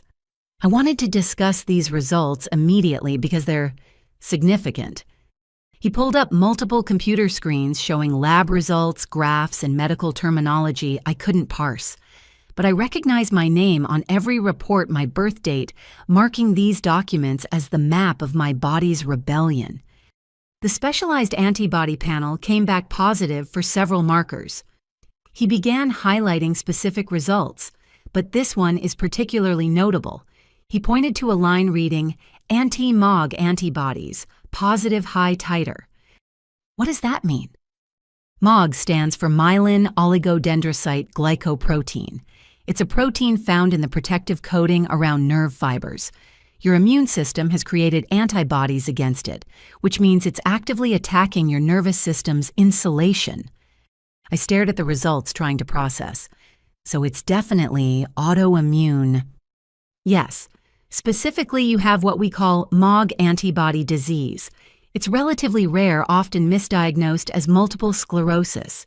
But here's what makes your case particularly interesting. He pulled up another screen. These markers suggest a strong genetic component. The specific pattern the antibody levels, the age of onset, it all points to inherited susceptibility. My grandmother, I said quietly. She had something similar, didn't she? Without her medical records, I can't say definitively, but based on what you've told me about her symptoms and progression, it's highly likely. He leaned back, studying me. Sherry, has your mother ever been tested? She won't even admit Grandma was really sick. Testing would mean acknowledging the possibility. I understand, but here's what you need to know. MOG antibody disease is treatable. Not curable, but treatable. With proper medication, we can prevent relapses, reduce symptoms, even achieve remission. The key is aggressive treatment early before more damage accumulates. What kind of treatment? He outlined the options: immunosuppressants, regular infusions medications, with names I couldn't pronounce. The side effects sounded daunting, the lifestyle changes significant. But it was hope, real hope, not just for management, but for actual improvement. There's something else, he said, pulling up yet another screen. Your inflammatory markers are extremely high, even for MOG disease. Have you been under significant stress recently? I laughed, edge of hysteria creeping in. My mother disowned me at Thanksgiving. My job's in jeopardy. My family thinks I'm lying about being sick. So yes, you could say there's been some stress. His expression softened. Family rejection during chronic illness is unfortunately common, especially with invisible conditions. The stress is literally making your disease worse. Your numbers here, he pointed to specific results, show inflammation levels consistent with severe psychological distress. Your mother isn't just wrong about your illness, she's actively exacerbating it. The clinical confirmation of what Jake had suggested hit hard. My mother's denial wasn't just emotionally damaging, it was physically harmful. Her rejection was literally feeding the disease, destroying my nervous system. I want to start treatment immediately, Dr. Harrison continued. The sooner we suppress this immune response, the better chance we have of preventing permanent damage. Some of these lesions can heal if we act quickly. Whatever it takes, I agreed. I'm ready. We scheduled my first infusion for later that week, and he gave me prescriptions for medications to start immediately. As I prepared to leave, he stopped me with a gentle hand on my arm. Sherry, I need you to understand something. This diagnosis, it's actually good news. MOG disease responds well to treatment. Many patients achieve near normal function with proper management. You're not looking at inevitable decline. But my grandmother died in an era before we understood these diseases, before MRIs, before antibody testing, before modern immunotherapy. You have options she never did. He smiled encouragingly. Don't let fear of her outcome dictate yours. I drove home in a dazed diagnosis echoing in my mind. MOG antibody disease. Rare but treatable. Genetic but manageable. Everything my mother feared made real, but also made survivable. At home, I spread out the information packets Dr. Harrison had given me. Medical journals, patient resources, treatment protocols. The reading felt like archaeology, digging through scientific language to understand my body's civil war. But knowledge felt like power, after months of confusion. Amy arrived as I was highlighting a passage about genetic inheritance patterns. She took one look at the papers scattered across my table and sat down hard. So it's official. MOG antibody disease, autoimmune, genetic, treatable. I showed her the test results, the undeniable numbers that proved my truth. Grandma probably had it too. Jesus, Amy breathed. Mom's going to lose her mind when she finds out. If she finds out. I'm done trying to convince her of reality. I gathered the papers carefully, creating a file I'd need for work, for insurance, for the life I'd need to rebuild around this diagnosis. "But Amy, you should get tested. If it's genetic—" She nodded slowly. "Already planning to. Jake wants to get tested too, and he's convincing his siblings. If this runs in the family, we all need to know." We talked for hours, processing the implications. Amy showed me texts from various family members, the Thanksgiving disaster having created clear camps. Some sided with my mother, dismissing Jake's medical opinion as student naivety. Others quietly questioned whether they'd been wrong about my attention-seeking. "Uncle Dennis called Dad," Amy reported. "Said Mom went too far. Dad defended her, of course, but even he sounded uncertain. It doesn't matter anymore." I said, surprising myself with how much I meant it. I have proof. I have treatment options. I have a future that doesn't require their belief. Monday morning brought 2 phone calls. The first from HR scheduling a meeting to discuss accommodation options, now that I had official diagnosis documentation. The second from my mother. I almost didn't answer, but morbid curiosity won. "Sherry." Her voice was ice. "I heard you went to the hospital on Thanksgiving." Another dramatic gesture, I assume. "I had a relapse triggered by family stress," I said calmly. "My neurologist says emotional trauma can worsen autoimmune conditions. Interesting how that works." Silence. Then, "What do you want?" "Nothing. I have my diagnosis. MOG antibody disease. Genetic, by the way. Inherited through the maternal line. Just like whatever Grandma Ruth had." The sharp intake of breath was audible. "You don't know what your grandmother had." "No, because you destroyed her medical records and maintained decades of denial. But I know what I have, and genetics don't lie." I pulled up the inheritance pattern data. 50% chance of passing it to children. Higher likelihood of expression in females, often triggered by stress or trauma in genetically susceptible individuals. "Stop." Her voice cracked slightly. "Just stop." "I'm starting treatment this week. Immunosuppressants and regular infusions. With luck, I can achieve remission. Something Grandma never had the chance for because medical science has advanced significantly since you watched her die." "How dare you?" "I dare because I'm not going to die like she did. I dare because I refuse to let fear and denial steal my future. I dare because I finally understand that your cruelty comes from terror, not lack of love." I took a breath. "But understanding doesn't mean forgiving. You made your choice at Thanksgiving. Now live with it." I hung up before she could respond, my hands surprisingly steady.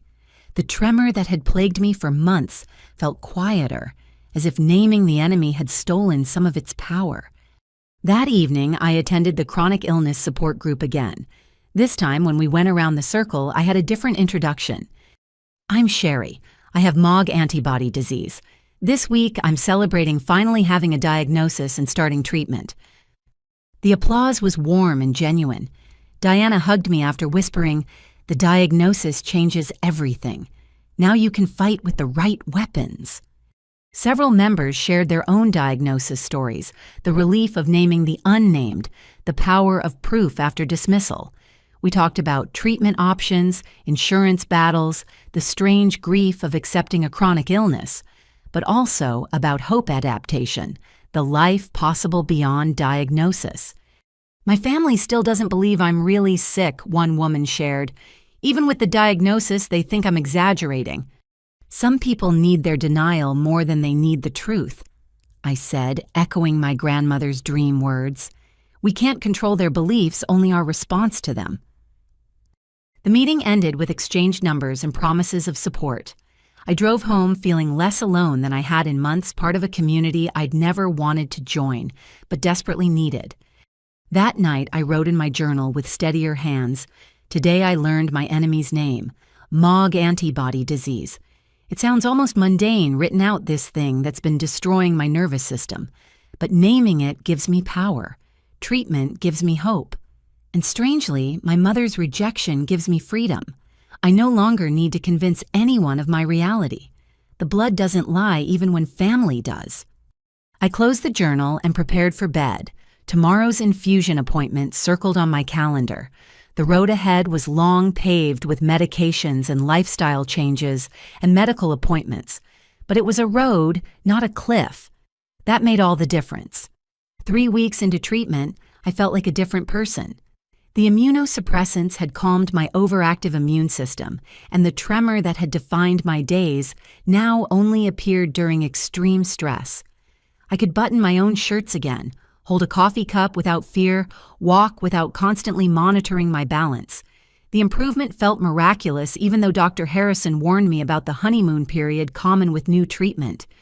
Amy had been my constant support, driving me to infusions and staying during the hours-long process. We developed a routine. She'd bring her laptop and grade papers while I dozed in the recliner, poison dripping into my veins to save my life. It was during my 4th infusion that she brought up our mother. "She's been calling me," Amy said carefully, "asking about you. She pretends it's casual, but I can tell she's desperate for information." "What do you tell her?" "Nothing specific, just that you're managing." She paused. "Dad came by my apartment yesterday. First time he's ever visited without her. He looked terrible, Sherry. Asked if your diagnosis was real." "After everything he still doubts?" "I showed him the paperwork you gave me. The test results, the MRI images. He stared at those brain scans for like 10 minutes without speaking." Amy's voice dropped. "He said Grandma's scans looked similar near the end." I nearly dropped my water bottle. "He saw Grandma's medical records. Apparently. Mom doesn't know he kept copies. He's had them in a safe deposit box for 20 years. Amy pulled out her phone. "He gave me this." The photo showed a yellowed medical report, different terminology, older technology, but the pattern was unmistakable. Lesions, inflammation, progressive neurological decline, my grandmother's name at the top, her death certificate diagnosis at the bottom, complications from unspecified autoimmune encephalopathy. "She had it," I breathed. "She actually had what I have." Dad thinks Mom's been in denial since before Grandma died. She convinced herself it was psychiatric, that Grandma gave up, that weakness, killed her, not disease. Then you started showing symptoms. And every tremor, every collapse, every symptom reminded her of what she'd spent decades denying. I closed my eyes. It doesn't excuse anything. "No," Amy agreed. "But Dad wants to talk. Both of them do, I think. He mentioned maybe meeting somewhere neutral." I considered this during the remaining 2 hours of my infusion. Part of me wanted to maintain the clean break to protect my newfound stability from their toxic influence. But another part, the part that had inherited more than just autoimmune disease from my mother's line, wondered if truth might finally break through denial. "Set it up," I decided as the nurse removed my IV. "But on my terms, and I want witnesses." The meeting was arranged for the following Sunday at Amy's apartment. Neutral ground with my sister as mediator and, at my insistence, Jake present for medical support. I also invited Diana from my support group, wanting someone who understood chronic illness dynamics, to witness whatever unfolded. I arrived early, setting out my medical files on Amy's coffee table like evidence for trial. Test results, MRI images, treatment protocols, even a printed article about MOG antibody disease and genetic inheritance. If they wanted truth, I'd give them documentation. My parents arrived exactly on time, my father supporting my mother's elbow as if she were the fragile one. She'd aged in the weeks since Thanksgiving, her perfect composure cracked around the edges. They sat on Amy's couch like defendants while I took the chair across from them. "Thank you for coming," I began formally. "You look better," my mother said stiffly. "The treatment must be working." "It is. Amazing what proper medical care can accomplish when you actually have a real disease." She flinched but didn't respond. My father cleared his throat. "Sherry, we owe you an apology. I owe you an apology."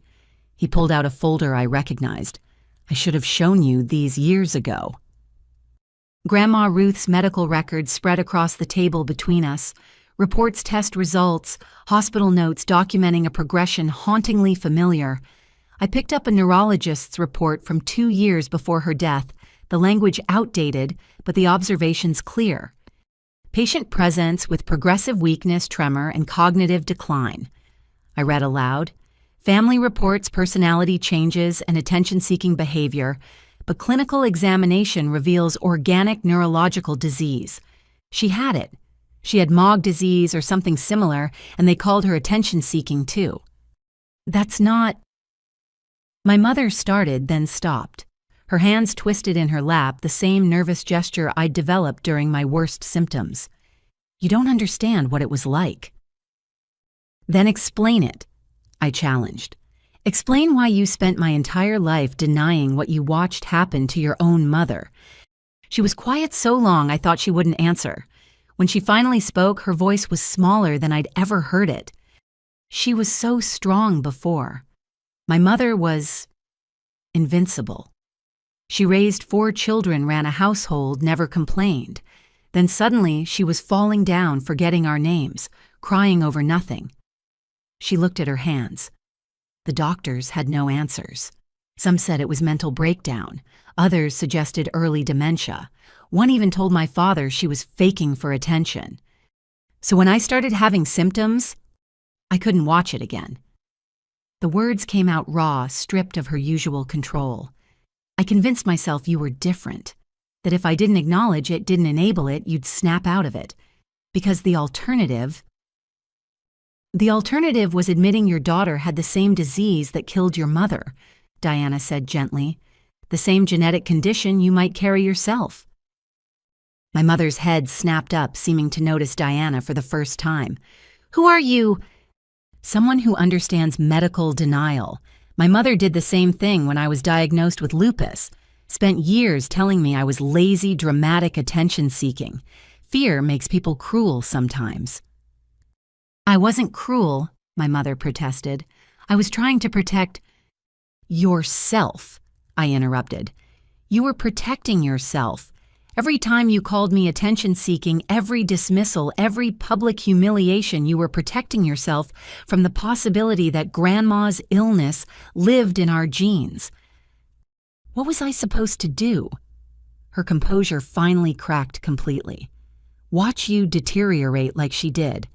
Plan another funeral for someone who should outlive me. I couldn't, Sherry.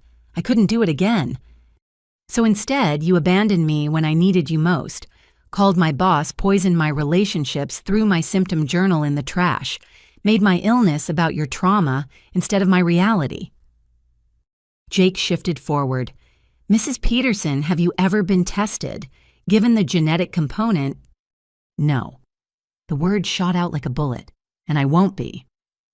Mom, Amy said carefully, if you have the antibodies but no symptoms yet, early treatment could prevent... I said, no, I don't have it. I've never had symptoms. The tremor in your hands says otherwise, I observed quietly. Everyone looked at her hands, still twisted in her lap, but visibly shaking. She shoved them under her thighs, but the damage was done. We'd all seen it. That's just age, she said desperately. Stress from dealing with your sick daughter who reminds you of your sick mother. I pulled out the article on genetic inheritance. 50% chance of passing it on, higher expression in women, often dormant until triggered by stress or trauma. Sound familiar? Stop. My father reached for her hand. Patricia, maybe you should... I'm not sick. She stood abruptly, the tremor now visible in her whole frame. I'm not my mother, and I'm not Sherry. I'm fine. You're terrified, I said, standing to face her. And I understand that. But your terror doesn't erase my reality. I have MOG antibody disease. I inherited it through your genetic line, and I'm not going to die from it because, unlike Grandma, I have access to treatment. You don't know you won't die, she whispered. The treatments might fail. You might progress like she did. I might, but probably not. The medication is working. My symptoms are improving. I have a medical team that believes me and a treatment plan based on actual science, not denial. I gathered my medical files. I'm going to live Mom, with or without your support. The question is whether you want to be part of that life. She stared at me, this daughter who refused to follow the script of either recovery or decline she'd written in her mind. I saw the war in her face between mother's love and decades of protective denial. "I need time," she finally said. "This is a lot to process." 28 years wasn't enough time, but I softened slightly at the genuine confusion in her eyes. "Fine, process, but know this, I'm done begging for your belief. I'm done hiding my symptoms to protect your feelings. I'm done being ashamed of an illness I didn't choose." "We should go," my father said quietly. "Thank you for meeting with us, Sherry, and for sharing the medical information. We have a lot to discuss." They left slowly, my mother leaning on my father more heavily than when they'd arrived. At the door, she turned back. "The treatment," she said haltingly, "it's really working." "Yes, I still have bad days, but fewer of them. The tremor's mostly gone. My balance is better. I can think clearly again." I met her eyes. "I'm not cured. I never will be. But I'm managing. I'm living." Something flickered in her expression. Not quite acceptance, but maybe the beginning of possibility. Then they were gone, leaving the rest of us in exhausted silence. "That was intense," Jake said finally, "but I think you got through to her." "Maybe." I sank back into the chair. "Or maybe she'll double down on denial. Either way, I said what I needed to say." Diana squeezed my shoulder. "You did beautifully. Set boundaries while leaving room for reconnection if she chooses it. That takes incredible strength." Amy started crying quietly. "I hate this. I hate that our family is broken over something none of us chose." "It's not broken over the illness," I corrected gently. "It's broken over the response to illness. That was a choice, but choices can change." We talked for another hour, processing the confrontation and its implications. Jake offered to provide medical information if my mother ever wanted it. Diana shared resources for families dealing with genetic conditions. Amy just held my hand, sister solidarity in the face of family fracture.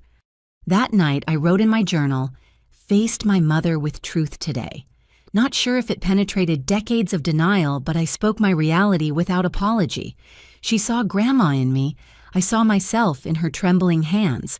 We're all afraid, but fear doesn't have to mean cruelty. I choose differently. I choose truth treatment and the difficult grace of leaving doors open while protecting my heart. The genetic legacy stops here, not the disease that's beyond my control, but the denial. That dies with me. 2 days after the confrontation at Amy's apartment, my father called. His voice sounded different, older somehow, weighted with something I couldn't identify. "Sherry, I need to see you, alone without your mother. There are things you need to know about our family's medical history." We met at a quiet cafe downtown, the kind of place where serious conversations could happen without interruption. He looked haggard, the composed businessman facade completely absent. In his hands was a worn manila envelope that he placed between us like a confession. "Before I show you this," he began, "I need you to understand that I've kept these secrets to protect your mother. But after Sunday, after seeing her hands shake just like Ruth's did," he trailed off, staring at his coffee. "Dad, what is it?" He opened the envelope, revealing documents I'd never seen. Medical records, but not just Grandma Ruth's. These went back further, names I recognized from family trees and old photographs.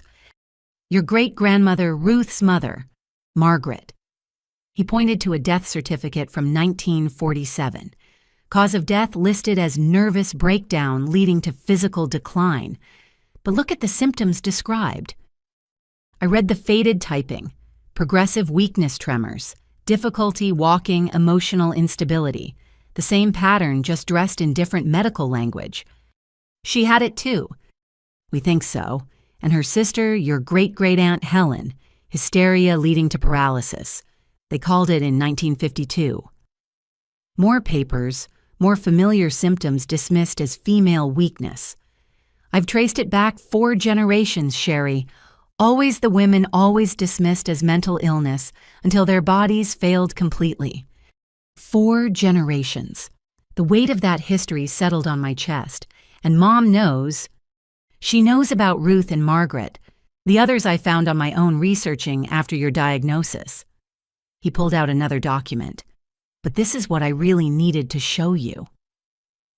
It was a medical report from Johns Hopkins dated 3 years ago, my mother's name at the top.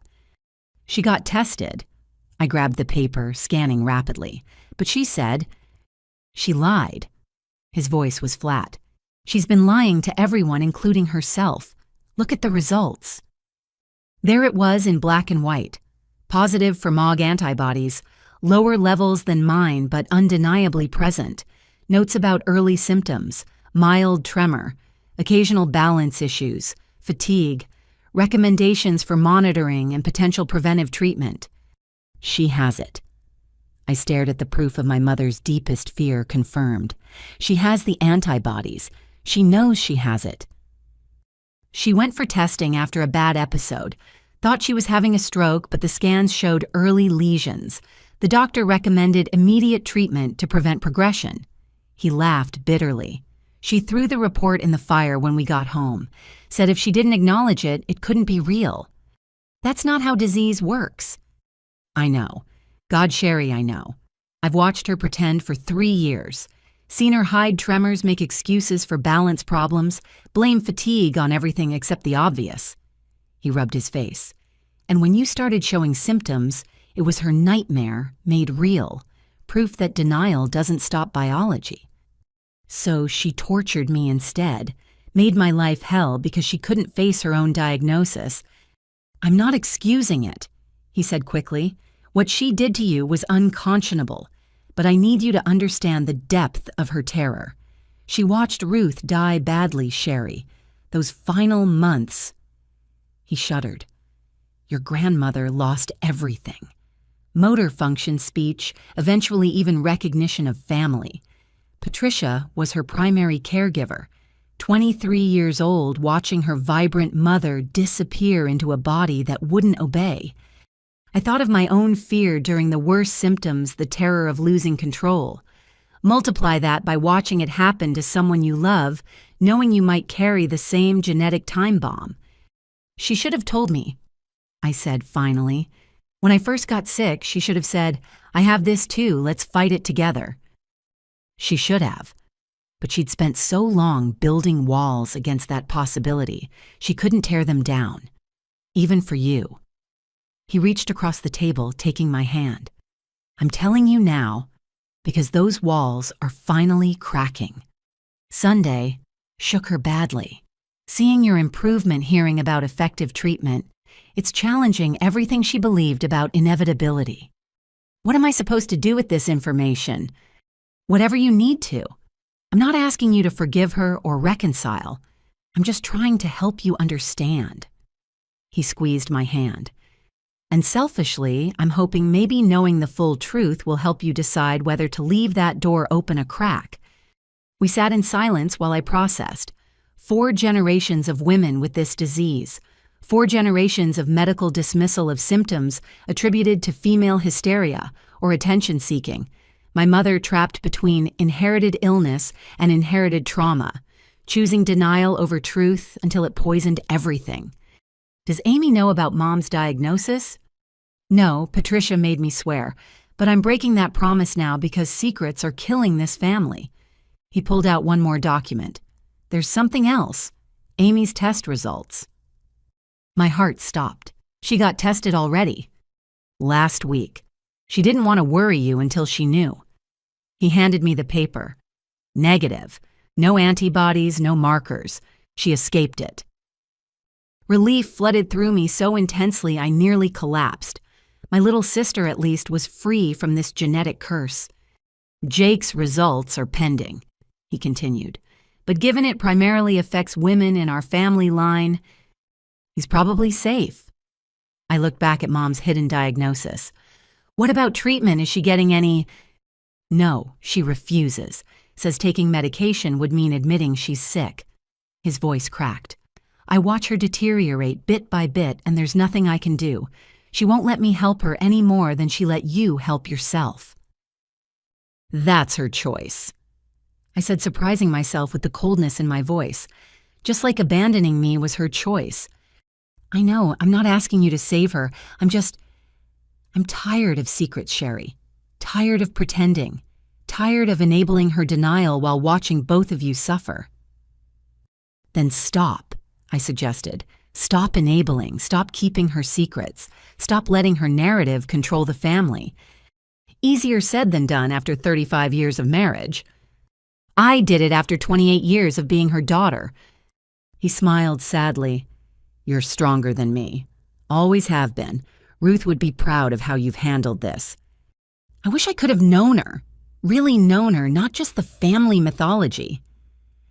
"She was brilliant," he said softly, "before the illness took hold. Sharp, funny, irreverent. She would have loved your fighting spirit. Used to say the women in our family were too stubborn to die easy." His smile faded.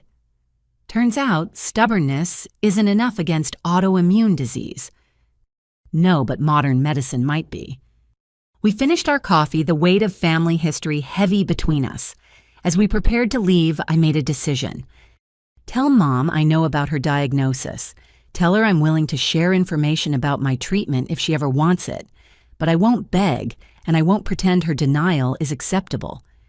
I'll tell her. Don't expect miracles, though. 3 years of hiding is hard to overcome. I'm not expecting anything anymore, just offering what I wished someone had offered me, acknowledgement and help. He hugged me goodbye, the first real embrace we'd shared in years. In his arms, I felt the weight of his complicity, but also his genuine love, complicated and imperfect, but real. That evening, I called Amy and told her everything. She cried through most of it, anger and relief and frustration mixing in her responses. "I can't believe Mom hid her diagnosis while torturing you for yours," she said finally. "Actually, no. I can totally believe it. It's exactly the kind of twisted logic she operates under. The question is what we do now. Do we confront her support dad? Pretend we don't know?" "I vote for truth," Amy said firmly. "No more secrets, no more denial. If this disease has taught our family anything, it should be that hiding from reality only makes it worse. Even if truth destroys what's left of our relationship with her, what relationship she's been gone since your first symptoms appeared, Sherry? Maybe longer. Maybe she's been gone since Grandma died and she decided weakness was the enemy rather than disease." I thought about that late into the night. 4 generations of women fighting the same battle, but only I had the weapons of modern medicine and hard-won self-advocacy. The genetic legacy would continue written in DNA I couldn't change. But the behavioral legacy, the denial and cruelty and abandonment that could stop with me. Before bed, I wrote in my journal, "Today, I learned I'm the latest in a long line of women with rebellious immune systems. Great-great-grandmother Margaret, great-aunt Helen, Grandma Ruth, and yes, my mother. All of us marked by the same genetic mutation, all of us failed by medical systems that preferred to call us hysterical rather than ill. But I'm the first with real treatment, the first to name the enemy and fight with science rather than silence. The disease may be inherited, but denial doesn't have to be. I choose differently. For me, for Amy, for any daughters who might come after. The family's secret dies in daylight." I closed the journal and took my evening medication's immunosuppressants that kept my body from destroying itself. Such a simple solution to generations of suffering. If only truth were as easy to swallow as pills. The insurance denial letter arrived on a Tuesday, the same day I was scheduled for my monthly infusion. I read it 3 times, certain I was misunderstanding the corporate language designed to obscure cruelty. "We regret to inform you that your request for continued immunoglobulin therapy has been denied. After reviewing your case, our medical team has determined this treatment to be experimental and not medically necessary for your condition." Not medically necessary. The treatment that had given me back my life, that had stopped the lesions from spreading, that kept me functional, not medically necessary. I called Dr. Harrison's office immediately. "I was afraid of this," he said when I read him the letter. Insurance companies often deny coverage for MOG antibody disease because it's rare. They claim the treatments are experimental despite clear evidence of efficacy. What do I do? I can't afford these infusions out of pocket. They're $8,000 each. We appeal. I'll write a letter of medical necessity. We'll document everything: your improvement, the risks of stopping treatment, the peer-reviewed studies supporting this protocol. He paused. In the meantime, can you cover 1 or 2 infusions while we fight? I did the math. My savings, already depleted from previous medical costs, might cover 1, maybe 2 if I emptied my retirement account. I'll figure it out. But figuring it out meant sacrificing everything I'd worked to build. I sold my good jewelry, the pieces inherited from Grandma Ruth that my mother hadn't claimed. I negotiated payment plans with the infusion center. I took on freelance work despite my energy limitations, writing marketing copy late into nights when tremors permitted. Amy helped where she could, but teacher salaries didn't stretch far. Jake, still in medical school, offered his loan money, which I refused. My father slipped checks into my mailbox always when my mother wouldn't notice, but even those barely dented the mounting costs. 2 weeks into the appeal process, Jennifer, my boss who'd witnessed my conference room collapse, called me into her office. I expected termination, had prepared myself for it, but her expression held something different. "I've been doing research," she began without preamble, "about MOG antibody disease, about invisible disabilities, about how badly I handled your situation." I sat frozen, uncertain where this was heading. "My daughter called me out," she continued, "said I was part of the problem, treating your medical crisis like a personal failing. She was right. I let my concerns about company image override basic human decency. Jennifer, Let me finish. I've spoken with the board. Morrison Marketing wants to make this right. We're creating a medical crisis fund for employees starting immediately, and we're covering the gap in your treatment costs while you fight insurance." I stared at her, certain I'd misheard. "You're what?" $8,000 a month, right? For the infusions, we'll cover it for up to 6 months while appeals process. She slid a document across the desk. "Legal drew this up. No strings, no requirements, except that you continue contributing your excellent work as your health allows." Why? The word came out strangled. Because it's right. Because we failed you when you needed support. Because Marcus threatened to quit and take half the creative team with him if we didn't step up. She smiled slightly. "And because your presentation materials, even mid-collapse, were still better than anything else we had for Richardson. They renewed their contract based on your strategy." I signed the papers with shaking hands, this time from emotion rather than symptoms. Corporate compassion felt as foreign as my autoimmune disease once had, but equally real. The relief lasted exactly 1 week before my mother entered the story again. I was at the infusion center halfway through my 6-hour treatment when she appeared. No warning, no announcement, just suddenly there in the doorway, looking like she'd aged a decade in the weeks since our confrontation. "Don't," I said immediately. "Whatever you're here to say, I don't want to hear it. Not here, not during treatment." She ignored me, taking the visitor's chair Amy usually occupied. Her hands, I noticed, shook worse than before, and she'd developed the slight head tremor I recognized from my own worst days. "Your father told me," she said quietly, "about showing you my test results, about breaking his promise. Good for him. Someone in this family should tell the truth. I've been living with this for 3 years," she continued as if I hadn't spoken. "Hiding it, fighting it, pretending it away, watching you get diagnosed, get treatment, get better while she gestured at herself, "while I got worse. That was your choice." "I know." The admission seemed to cost her physically. "I've made so many wrong choices, Sherry, starting with turning my mother's illness into a character flaw, then doing the same to you, and now what? You want forgiveness. Understanding my treatment protocol."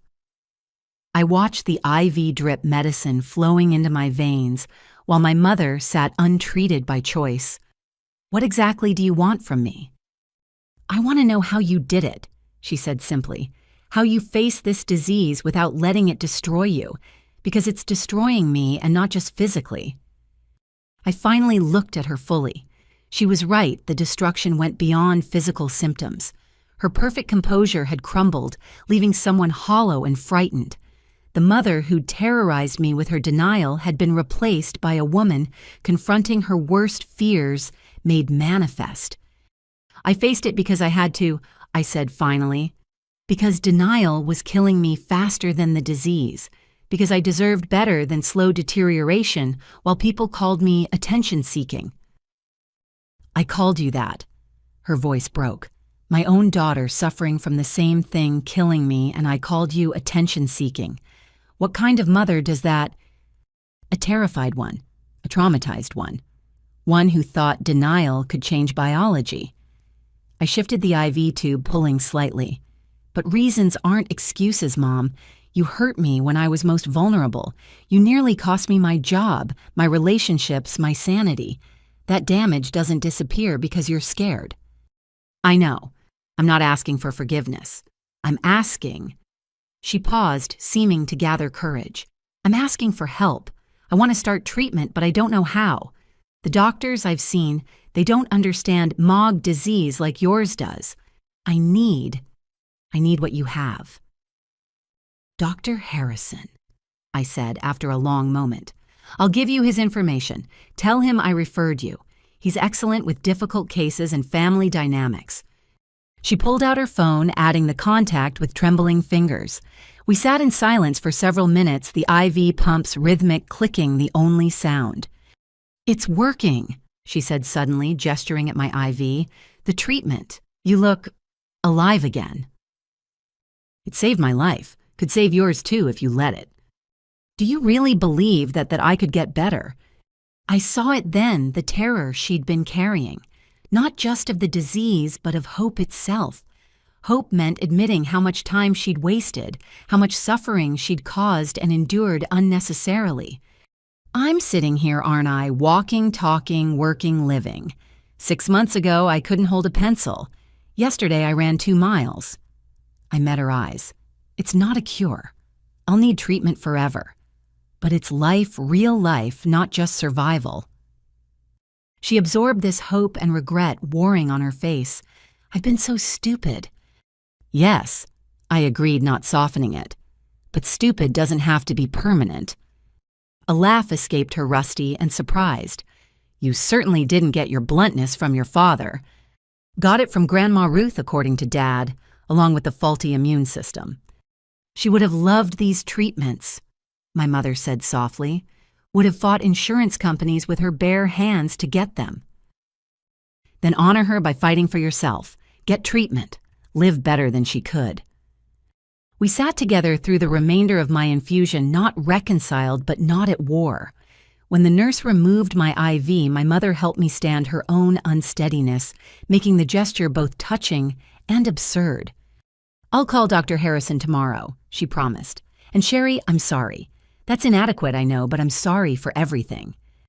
I know, I said, because I did.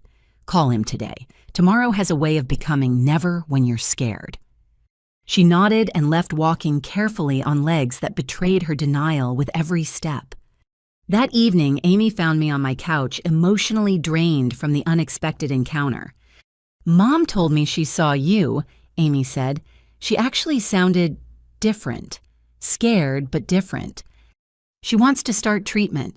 Finally admitted she needs help. Do you think she'll follow through? Maybe. Fear of dying badly might finally outweigh fear of admitting illness. I pulled the blanket tighter. I gave her Dr. Harrison's information. The rest is up to her. You're more generous than I would be, Amy said. After everything she put you through, it's not generosity, it's practicality. She's sick, there's treatment available, and I'm not cruel enough to withhold information that could help. That's her technique, not mine. Amy hugged me tightly. You're a better person than our mother. Lower bar has never been set, I replied, making her laugh. 3 days later, Dr. Harrison's office called. My mother had scheduled an appointment requesting the same aggressive treatment protocol I was on. She'd also apparently brought her hidden medical records and a written timeline of symptoms going back years. "She's committed," Dr. Harrison told me during my next appointment. "Terrified but committed. I think seeing your improvement broke through the denial." Or she finally got scared enough of her own symptoms to overcome her fear of admitting weakness. Either way, she's getting treatment. That's what matters. He studied me. "How do you feel about her using the same infusion center? I can arrange different locations if you need boundaries." I considered this. Same center is fine. Maybe seeing it normalized will help her, but different days. I need my infusion time to be mine. He made notes. "Very reasonable. I'll coordinate with the schedulers." That night, I wrote in my journal, "Mom surfaced today, drawn by desperation to the place where I heal from wounds she inflicted. Asked for help with hands that shook like mine once did. I gave it not from forgiveness, but from fundamental decency. She'll start treatment next week, 3 years late, but better than never. We're not reconciled, may never be. But we'll sit in the same chairs, accept the same IV medicines, fight the same genetic enemy. Parallel battles, if not shared ones. It's more than I expected and less than I might have wanted. For now, it's enough." The insurance battle continued for another month before Jennifer's prediction proved correct. The appeal succeeded, coverage approved retroactively. Morrison Marketing got reimbursed for their advances, and I got to keep my treatment without bankruptcy. "You did it," Diana celebrated at support group. "Fought the system and won." "Had help," I corrected. "Jennifer, Marcus, Dr. Harrison, all of you. Nobody fights these battles alone and wins." "No," Diana agreed. "But you fought when others might have given up. That matters." It did matter. Every infusion, every pill, every small victory over a body that had betrayed me, and a system designed to deny care. They all mattered. I was building a life not despite chronic illness, but incorporating it, adapting and thriving within new limitations. My mother started her treatments the following week. I wasn't there maintaining the boundary I'd set. But Amy went reporting back that Mom cried through the entire first infusion, not from pain, but from relief. She kept saying she could feel it working, Amy told me, like poison leaving her system. The nurse said that's not how it works, but Mom didn't care. "Placebo effect is still in effect," I said. "If believing helps her commit to treatment, let her believe." "Do you think you'll ever forgive her? Really forgive, not just coexist?" I thought about it seriously. Maybe. Someday. When the wounds scar over enough that touching them doesn't hurt. But forgiveness isn't required for moving forward. She's getting treatment. I'm getting treatment. We're both choosing life over denial. That's enough progress for now. And it was. Not perfect, not healed, but enough. My tremor-free hands wrote steadily in my journal that night. Insurance approved, treatment continues. Mom began her own battle today. We're not allies yet, maybe never will be. But we're no longer enemies, just two women fighting the same genetic lottery with different strategies. I chose truth early. She chose it late. Both choices led to the same chair, the same IV pole, the same hope that modern medicine can overcome inherited fate. That's either irony or grace. Maybe both. 3 months into her treatment, my mother experienced what Dr. Harrison called a dramatic response. The tremors that had defined her movements for years calmed to barely noticeable. Her balance stabilized.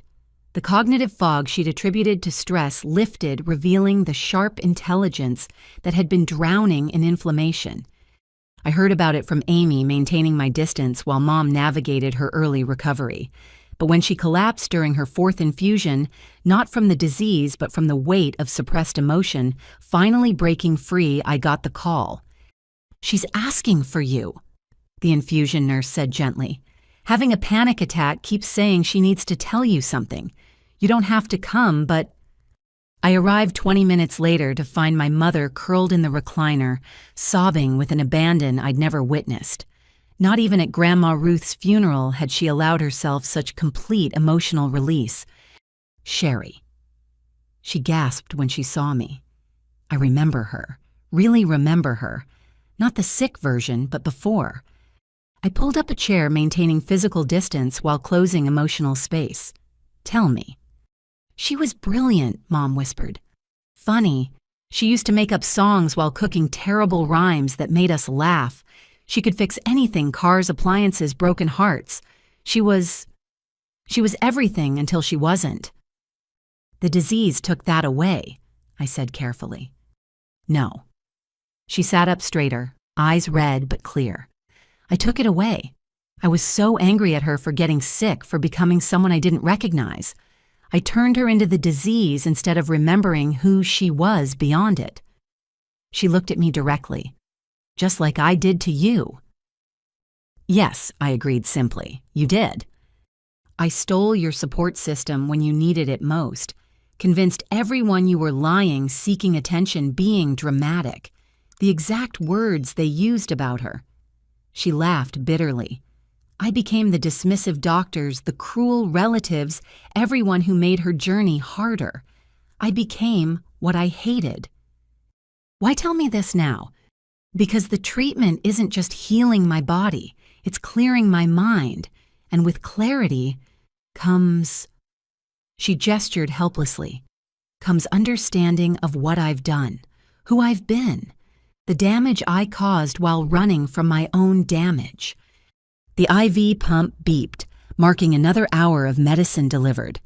Around us, other patients read or slept through their treatments, each fighting private battles with public faces.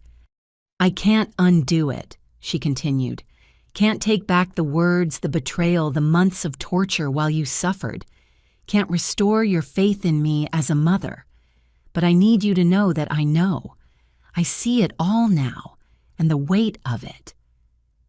Feels like drowning, I supplied. Like every cruel word is a stone in your chest, like the guilt might actually kill you before the disease does. Her eyes widened. Yes, exactly that. Good. Feel it. Drown in it for a while. Then maybe you'll understand a fraction of what you put me through. I stood to leave, then paused. But Mom, the fact that you can feel it, that the treatment cleared your mind enough to access empathy again, that matters. It's not enough, but it matters. I left her there, processing the return of emotional capacity along with physical function. Dr. Harrison called me that evening. Your mother had a breakthrough today, he said carefully. The cognitive improvement has allowed her to access emotions she's been suppressing for years.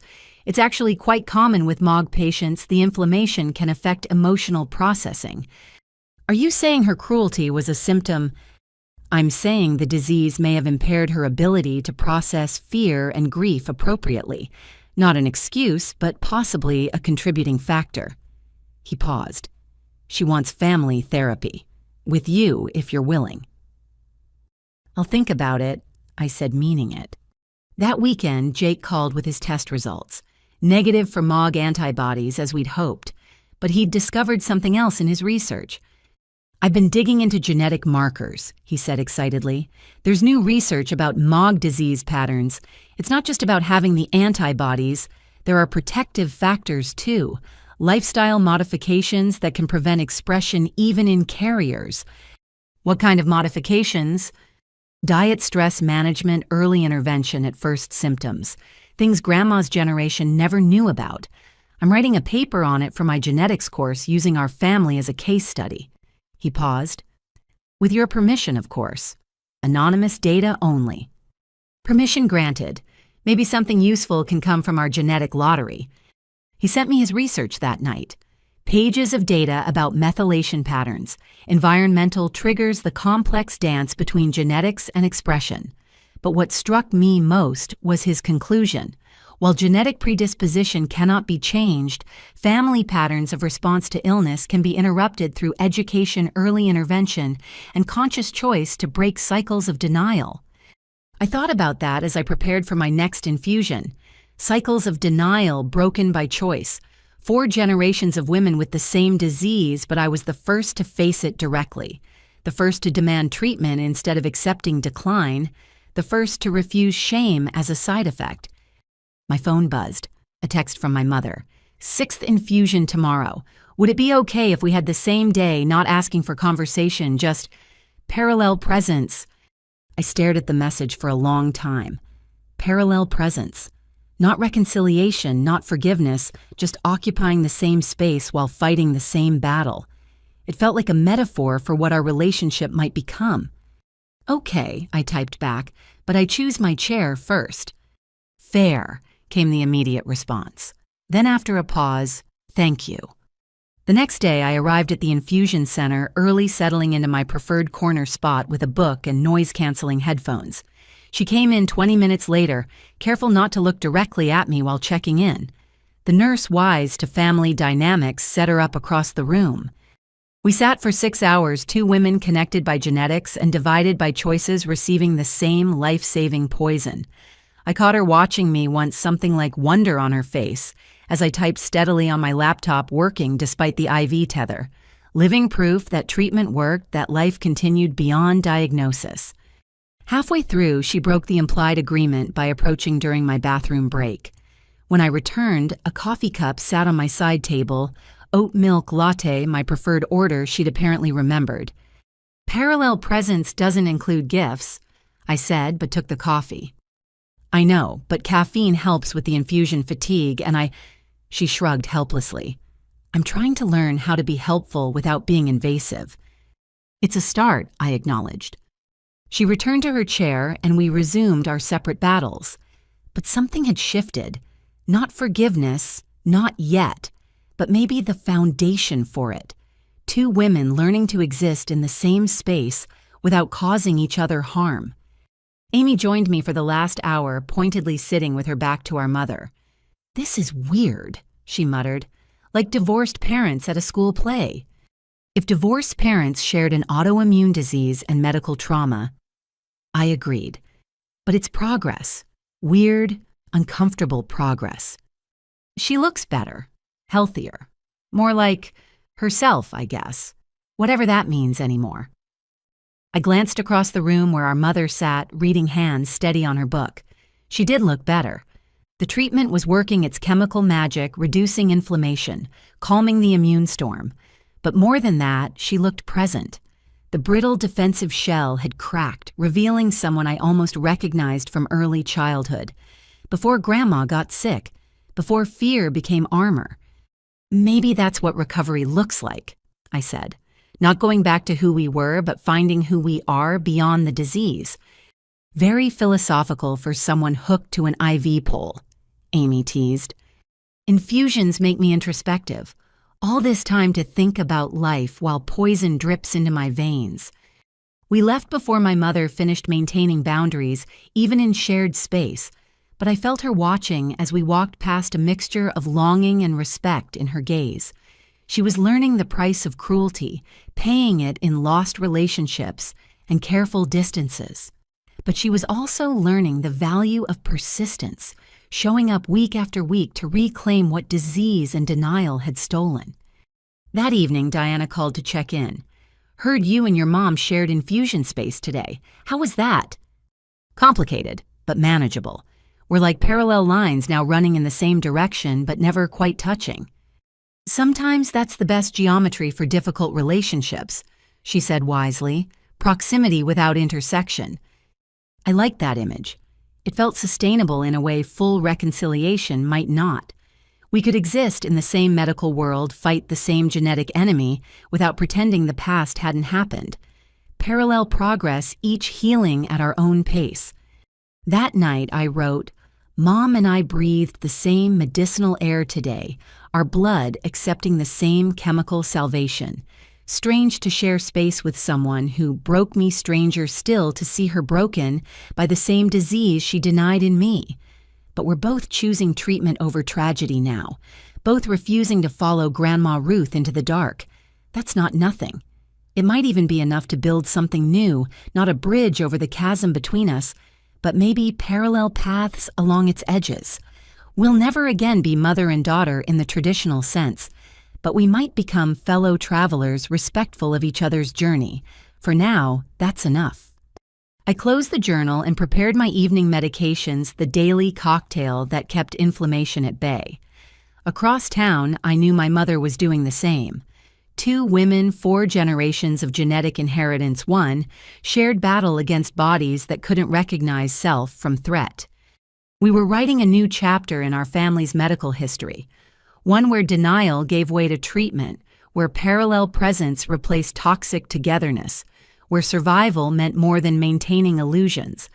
It wasn't the happy ending anyone would choose, but it was real. In the end, reality was all we had. Spring arrived with unusual warmth that year, and with it came a version of myself I'd thought lost forever. 6 months of consistent treatment had worked its slow magic. The tremor that once defined my days appeared only during extreme stress. My balance held steady through long walks. Words came easily again, no longer trapped behind fog of neural inflammation. "Your blood work is remarkable," Dr. Harrison said during my quarterly review. "Antibody levels down 60%. No new lesions on the MRI. You're officially in remission." Remission. Not cured, that would never be possible, but controlled, managed, living with rather than dying from. How long will it last? With continued treatment, possibly years. Some patients maintain remission indefinitely with proper management. He smiled. "You've been incredibly responsive to the protocol. Your quality of life scores are approaching normal ranges." Normal. Another word I'd thought lost. Though normal now included monthly infusions, daily medications, and constant vigilance for symptom return, but also work without fear of collapse exercise, without exhaustion, thinking without fog. A new normal, hard-won, and precious. I'd returned to Morrison Marketing full-time with Jennifer's support and formal accommodations in place. My workspace included an ergonomic setup for bad days and work-from-home flexibility when needed. Marcus had become my unofficial guardian, watching for signs of overdoing it with brotherly protectiveness. "You're glowing," he told me one afternoon as I presented campaign strategies without a single tremor. "Like actually glowing. It's good to have you back." "Good to be back," I said, meaning it completely. But the real transformation went beyond physical recovery. Facing mortality at 28 had clarified priorities with brutal efficiency. I'd started a blog about invisible illness, sharing the journey from dismissed symptoms to confirmed diagnosis to ongoing treatment. The response overwhelmed me, hundreds of messages from people facing similar battles, grateful for honest discussion of medical gaslighting and family denial. "You're helping people," Diana said at support group, "giving them vocabulary for experiences they couldn't name." "I'm just telling the truth," I replied.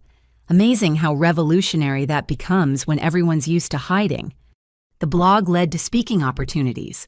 First, a local hospital's grand rounds educating doctors about the patient experience of diagnostic delay. Then medical schools sharing how dismissive language had nearly cost my life. Each talk felt like retroactive advocacy, fighting for past me and current others facing disbelief. "I want to share something," I told the group one evening. My mom asked to read the blog, all of it, including the entries about her. Collective intake of breath around the circle. Everyone knew our complicated history. "What did you say?" Joan asked. I gave her the link, warned her it would be painful. She said she needed to see the damage through my eyes. "That's brave," Marcus commented, "of both of you." "Or stupid," I countered. "Guess we'll find out." 3 days later, she texted, "Read it all, cried through most. You're a beautiful writer, I'm a terrible mother. Both things are true." I stared at the message, not sure how to respond. Finally typed, "Yes, both true." "Can we talk in-person, neutral location, your terms?" We met at a park near the river, spring flowers blooming in defiant cheerfulness, around benches meant for difficult conversations. She looked healthier than I'd seen her in years, the successful treatment, evident in steady hands and clear eyes. But also older, weighted by truths the blog had forced her to confront. The entry about Thanksgiving, she began without preamble, where you described the numbness spreading while I screamed about grandmother's crystal. I had no idea you were that scared. Would it have mattered if you'd known? She considered this honestly. Then probably not. I was too deep in my own fear to see yours.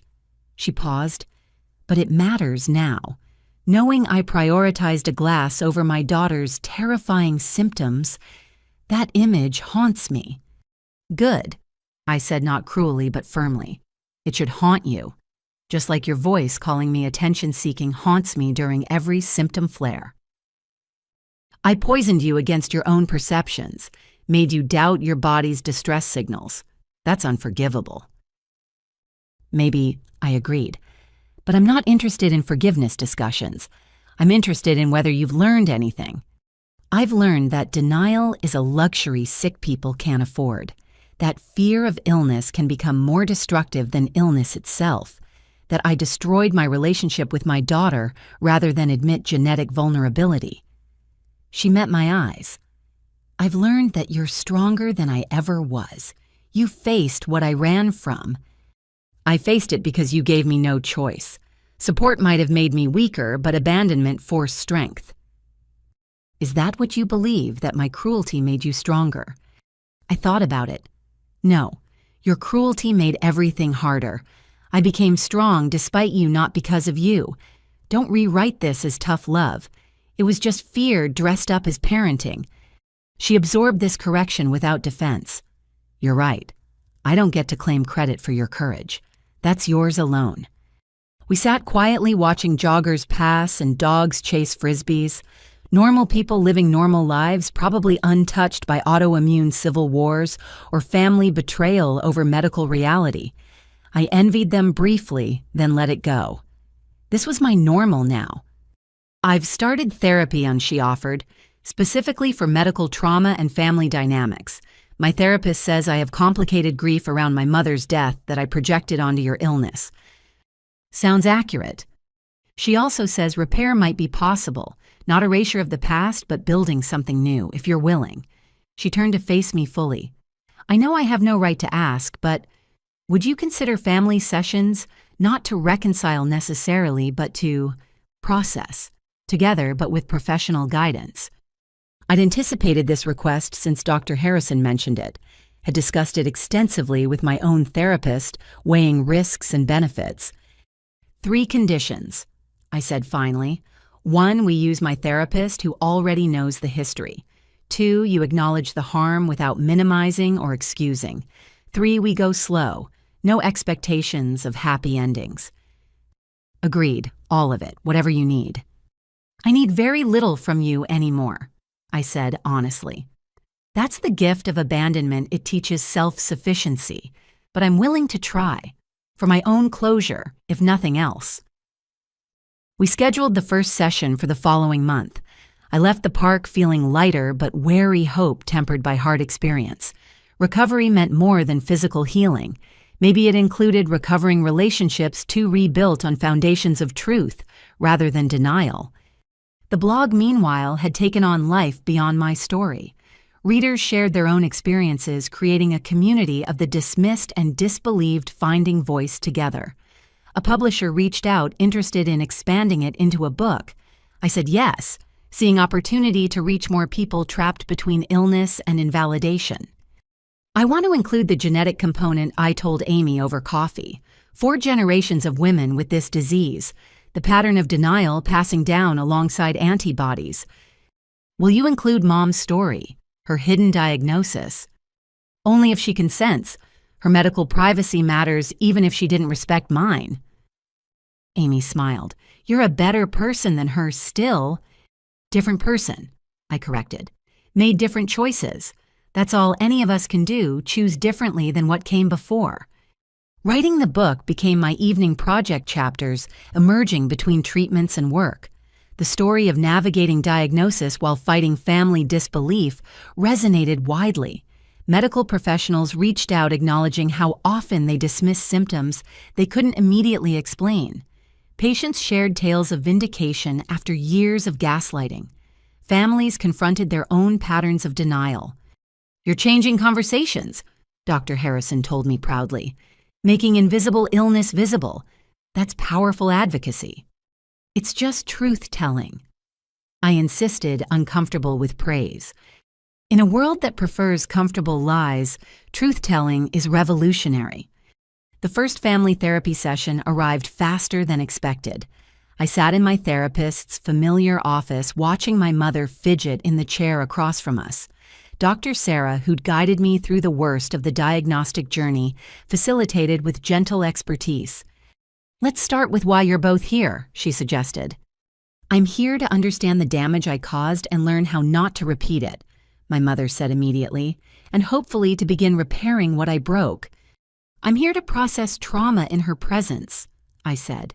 "To speak truths that need witnessing. Repair feels premature." "Both valid goals," Dr. Sarah noted. "Patricia, are you prepared to hear difficult truths without defending?" "I'll try. I can't promise perfect responses, but I promise to try." What followed was the hardest conversation of my life. With professional guidance, I detailed the medical trauma, the gaslighting, the isolation of being disbelieved by those meant to protect me. I described the terror of losing body function while being called dramatic, the financial devastation of seeking help without support, the grief of losing my mother to her fear before disease could claim either of us. She listened without interrupting, tears streaming silently. When I finished, the silence stretched until Dr. Sarah gently prompted her response. "I hear you," she said simply. "All of it. The pain I caused, the support I withheld, the reality I denied. I hear you and I'm sorry.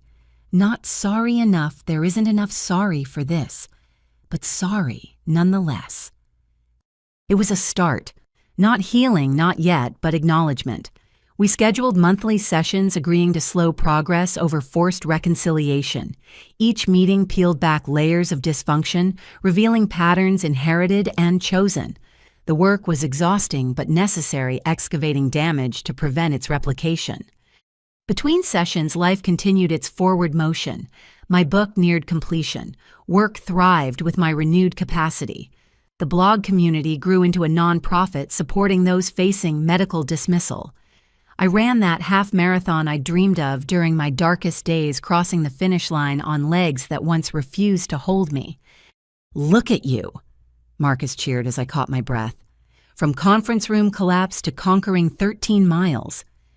From dying to living," I corrected, endorphins making me philosophical. Amazing what proper treatment enables. The race medal hanging around my neck felt like more than athletic achievement. It was proof of possibility, evidence that diagnosis didn't mean limitation. My body, properly supported, could still surprise me with strength. That night, I wrote the book's final chapter. Recovery isn't a destination, but a daily choice. I choose to take medications that keep inflammation at bay, choose monthly infusions that reset my haywire immune system, choose to believe my body's signals even when others don't. Choose to build life around reality rather than denial. These choices, repeated endlessly, create recovery. Not cure, I'll never be cured, but recovery nonetheless. The genetic lottery gave me faulty wiring I can't exchange, but I can choose how to live with it. That choice makes all the difference. I sent the completed manuscript to my editor, then texted my mother, "Book is done. Chapter about family dynamics included with your permission. Thank you for agreeing to transparency." Her response came quickly. "Thank you for telling truth gently. Proud of you if I'm still allowed that emotion." I stared at the text, not sure how to respond. Finally typed, "You're allowed feelings. I'm allowed boundaries. Both can coexist." "Learning that," she replied, slowly but learning. And maybe that was enough. Not the mother-daughter relationship I'd dreamed of, but something real, built on acknowledged truth rather than maintained fiction. We were both learning me to live fully with chronic illness, her to live honestly with chronic regret. Parallel journeys toward whatever healing looked like in the aftermath of so much damage. Spring bloomed fully as I revised book edits, attended infusions, worked and ran and lived. The woman who'd collapsed in Whole Foods, terrified and alone, felt like a ghost of another life. I carried her with me, would always carry her, but no longer let her define my limits. Recovery, I learned, wasn't erasure of the past, but integration of all parts, sick and well abandoned and supported, bitter and hopeful. I was all of these simultaneously creating wholeness from broken pieces. The cracks showed would always show.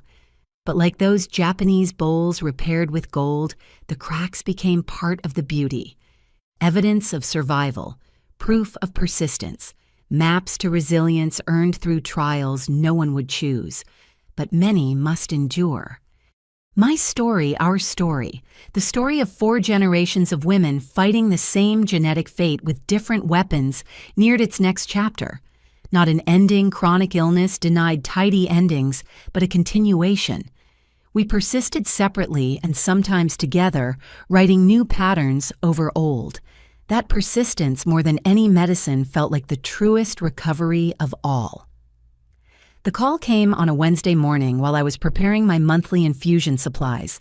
An unknown number with a DC area code that I almost ignored, assuming telemarketing. But something made me answer. Ms. Peterson. This is Sandra Williams from the Patient Advocacy Coalition. We've been following your blog and the insurance discrimination you've documented. We'd like to discuss a potential class action lawsuit. I nearly dropped my medication organizer. A lawsuit against major insurance companies systematically denying coverage for MAGI antibody disease treatments. Your detailed documentation of the appeals process could be crucial. Would you be willing to meet? 2 weeks later, I sat in a conference room surrounded by lawyers, advocates, and other MOG patients who'd faced similar denials. The stories echoed mine initial coverage, sudden denial citing experimental treatment, appeals processes designed to exhaust patients already fighting for their lives. Insurance companies count on sick people giving up, Sandra explained. The appeals process is intentionally Byzantine. Many patients die or become permanently disabled while fighting for coverage. I almost did, admitted James, a fellow patient. Went without treatment for 8 months during appeals. Now I'm in a wheelchair permanently. Damage that could have been prevented. My stomach churned, thinking how close I'd come to his fate without Jennifer's intervention. What do you need from me? Everything. Your blog posts, medical records, correspondence with insurance, the timeline of denials and appeals. You've created a paper trail that proves deliberate discrimination. I thought of my coffee-stained journal, every symptom documented, every dismissal recorded. Evidence I'd gathered to prove my illness to family, now potentially helping strangers fight the same battle. I decided. What insurance companies did to me, to us, is criminal. If my documentation can help change that use at all. The lawsuit preparation consumed weeks. I organized files, provided depositions, connected lawyers with Dr. Harrison, who eagerly testified about medical necessity. Other patients shared their stories, creating a damning pattern of corporate cruelty disguised as cost management. "You're so brave," Amy said one evening as I sorted through another box of medical bills. "Not brave, angry. There's a difference." I held up a denial letter. They knew the treatment worked, knew denying it would cause permanent damage, did it anyway to save money. "Sounds familiar," she said quietly. Different scale, same denial of reality. She was right. Insurance companies operated like my mother had, refusing to acknowledge truth because admission cost too much. But while my mother paid in relationships, insurance companies paid in lives. The media caught wind of the lawsuit. Suddenly, my inbox flooded with interview requests. I accepted, selectively focusing on outlets that would highlight systemic discrimination rather than personal drama. Each interview meant reliving the worst moments, but also reaching more people trapped in insurance purgatory. "This is bigger than MOG disease," I told a CNN health reporter. "Insurance companies deny coverage for any condition they deem too rare or expensive. They're practicing medicine without licenses, overruling doctors who actually examine patients." The clip went viral. Within days, patients with various rare diseases reached out, sharing their own insurance nightmares. The class action expanded, becoming a broader challenge to denial practices. My mother watched from a distance, occasionally texting support. Our family therapy sessions had progressed to tentative coffee meetings, carefully negotiated interactions where we practiced being in each other's lives without causing harm. "I saw your interview," she said during one such meeting. "You spoke beautifully about the cruelty of denial. Learned from an expert." I replied, not unkindly, but pointed. She absorbed the hit. "I suppose I deserve that, but Sherry, what you're doing, forcing accountability, demanding systemic change, it's important. I'm proud of you." "Thank you," I said, meaning it. Her pride mattered less than it once might have, but acknowledgement still counted for something. Months passed in legal preparation. The case gained momentum as more evidence emerged. Internal insurance emails showed companies knew their denials would harm patients, but calculated lawsuit settlements would cost less than covering treatment. The callousness shocked even cynical lawyers. "They discussed our deaths like acceptable losses," James said during a strategy meeting. "Projected how many would die before successful appeals." 23%, Sandra confirmed grimly. Their internal documents estimated 23% of patients would die or become permanently disabled during the appeals process. They considered those acceptable numbers. The rage that fueled me burned hotter. 23% of people like me abandoned by systems meant to provide care. I channeled fury into preparation testimony, sharpening with each practice session. The insurance companies fought back naturally. They hired expert witnesses to claim MOG treatments were experimental despite years of successful use. They argued cost-benefit analyses justified denials. They painted patients as drug-seeking rather than health-seeking. "Same playbook," Diana observed at support group. "Whether it's family or corporations, the denial script remains consistent. We're attention-seeking, treatment-seeking, anything but legitimately sick people deserving care." But we had something insurance companies hadn't counted on: meticulous documentation and unbreakable solidarity. Patients who'd kept every denial letter recorded, every phone call documented, every symptom progression during forced treatment gaps. We'd learned to create paper trails from dealing with disbelieving families. Now those skills served larger purpose. The breakthrough came from an unexpected source. A whistleblower from inside one insurance company, moved by our testimonies, provided internal documents proving deliberate discrimination, emails explicitly discussing how to word denials to discourage appeals, training materials teaching representatives to exhaust sick callers, spreadsheets calculating profit margins from denying specific treatments. "This is it," Sandra told our group, barely containing excitement. "This proves intent. They knew they were causing harm and created systems to maximize it." The insurance companies settled rather than face trial with such damning evidence. The number made headlines: hundreds of millions allocated for denied treatments, permanent disability compensation, and systemic reform. But more importantly, the settlement mandated coverage policy changes. MOG antibody disease treatments would be covered automatically. Appeal processes streamlined, medical necessity determined by treating physicians, not corporate algorithms. "We won," James said at our victory, gathering tears streaming. "Too late for my legs, but others won't suffer the same fate." "You won this," Sandra corrected, gesturing at our group. "Your documentation, your persistence, your refusal to accept no when lives hung in balance. You changed the system. The money mattered. My portion would cover years of treatment, but systemic change mattered more. Future patients wouldn't face bankruptcy or permanent disability while fighting for basic care. The precedent would help those with other rare diseases challenge similar denials." "How do you feel?" Dr. Harrison asked at my next appointment. "You've accomplished something remarkable." Exhausted, relieved, still angry it was necessary. I watched my IV drip medicine flowing freely now without financial fear. But mostly grateful I could fight. So many can't. "You fought for them too. That's the power of collective action." The book released the week after the settlement announcement. Publishers fast-tracked production to capitalize on media attention, but I'd insisted on maintaining integrity over sensation. The story stood on its own, 4 generations of women, fighting the same disease with evolving weapons, culminating in systemic change that would help thousands.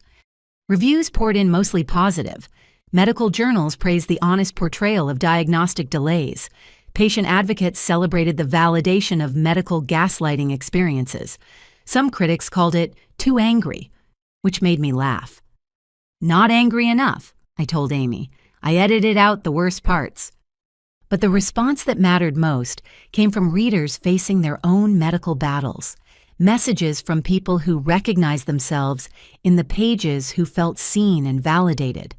Parents who stopped dismissing children's symptoms. Patients who found courage to challenge denials. Families examining their own toxic patterns around illness. "Your book saved my daughter," one mother wrote. "I was becoming your mother, dismissing her fatigue as teenage laziness. After reading your story, I took her seriously. She has lupus. We caught it early because of you." Those messages made everything worthwhile. The exposure, the legal battles, the emotional excavation of writing, all justified by reaching people trapped in cycles of denial. My mother read the book in one sitting, she told me later, cover to cover without stopping, like picking at a wound that wouldn't heal. "I see myself too clearly," she said at our next coffee meeting. "The villain of your story. It's accurate but devastating." "You're not the villain," I corrected. "The disease is. You're just someone who handled fear badly." Generously put. "I'm working on generosity. Therapy helps." She smiled sadly. "I'm glad one of us is healing." "You're healing too," I observed. "Physically, at least. The emotional work takes longer." "A lifetime, probably, but I'm trying." She pulled out a folded paper. "I wrote something, for other parents, about the cost of denial if you think it might help." I read her piece, raw, honest acknowledgement of how fear had corrupted love, how watching her mother die had twisted into punishing her daughter for living, how denial had stolen years that treatment could have saved. It was brutal self-examination without excuses. "This is powerful," I admitted. "Parents need to hear from someone who's been where they are. Would you consider including it in the paperback edition as an epilogue or appendix?" I thought about it. The book was my story, my truth, but including her perspective might reach parents teetering between support and dismissal. "I'll ask my editor. No promises, but I'll ask." The editor loved the idea. "Full circle," she said, "shows possibility for change even after damage, hopeful but honest." So the paperback included my mother's essay titled simply, "A Mother's Regret Choosing Fear Over Faith." It became one of the most discussed portions, parents confronting their own tendencies toward medical dismissal. Several support groups used it as discussion material for families navigating new diagnoses. The legal victory celebration happened at the infusion center, patients raising IV poles in toast. We'd changed precedent, forced accountability, protected future generations from corporate cruelty. The war wasn't over. Insurance companies would find new ways to deny care, but we'd won this battle decisively. To documentation, someone toasted. To persistence, another added. To refusing denial in all its forms, I contributed. We laughed this room full of people society preferred invisible, made visible through collective action. My phone buzzed with congratulations. Diana, Marcus, Jennifer, even Jake from medical school. The village that had supported my fight, celebrating victory that belonged to all of us. That night, I wrote in my journal one final time. Today we change the world, at least a small corner of it. Insurance companies can no longer deny AMOG treatment without consequence. Future patients will receive care without bankruptcy or legal battles. The system that nearly killed me has been forced to evolve. This is what justice looks like. Not perfect, not complete, but real change built on documented truth and collective refusal to accept no as an answer. Grandma Ruth would be proud. I'm proud. We persisted, and persistence paid off. I closed the journal, this coffee-stained witness to my journey from collapse to courtroom victory. Tomorrow would bring new challenges, treatments to maintain relationships, to navigate life, to live fully within the boundaries of chronic illness. But tonight we'd won. That was enough. That was everything. 1 year later, I stood at the podium of the American Medical Association's annual conference, looking out at an audience of doctors, researchers, and healthcare administrators. My hands, steady now, tremor banished by consistent treatment, gripped the edges of the lectern as I prepared to speak about the patient journey from dismissal to diagnosis. 487 days. I began. That's how long I suffered between first symptoms and accurate diagnosis. 487 days of being called attention-seeking, dramatic, psychosomatic. Days when my body rebelled while medical professionals suggested therapy instead of MRIs. The audience was attentive, some shifting uncomfortably. Good. Discomfort meant impact. I'm not here to blame individual doctors, I continued. I'm here to examine systemic failures that turn patients into adversaries instead of partners, to discuss how medical education trains providers to dismiss what they can't immediately diagnose, particularly in young women. I clicked through slides showing statistics Amy had helped me compile. Diagnostic delays by gender, by age, by race. The stark numbers that proved my experience wasn't unique, but part of a pattern as persistent as the diseases being dismissed. MOG antibody disease affects thousands, yet the average diagnosis time is 3 years.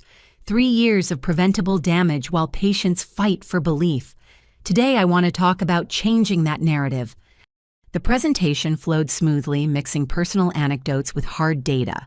I showed brain scans, my own lesions serving as visual evidence of dismissal's consequences, shared insurance denial letters that prioritize profit over lives, but also success stories, patients diagnosed quickly when providers listened, families who chose support over skepticism. The solution isn't complex, I concluded. Listen to patients. When symptoms persist, investigate thoroughly. When tests are inconclusive, don't default to psychological explanations. And please never tell a patient they're too young, too healthy-looking, or too articulate to be seriously ill. The applause surprised me with its enthusiasm. During the Q&A, young residents asked thoughtful questions about recognizing bias, improving patient communication, advocating within broken systems. Their eagerness to do better gave me hope. "Your presentation was powerful," said a woman who approached afterward. "I'm Dr. Ruth Morgan, neurologist at Cleveland Clinic. We're developing new diagnostic protocols for autoimmune conditions. Would you consider consulting? We need patient perspectives." I accepted her card, marveling at the reversal. Once dismissed by doctors, now invited to train them. The universe had a sense of irony. Outside the convention center, my family waited. Amy bounced with excitement. Jake checked his phone for reaction tweets, and my parents stood slightly apart, still navigating their place in my new life. "You were amazing," Amy gushed. "Did you see how some doctors were taking notes? You're changing minds." "Maybe. Hopefully." I hugged her tightly. "Thanks for the statistical analysis. The graphs really drove points home." Jake showed me his phone. "You're trending on medical Twitter. #patient voices matter.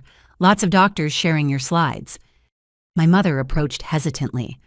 "That was extraordinary.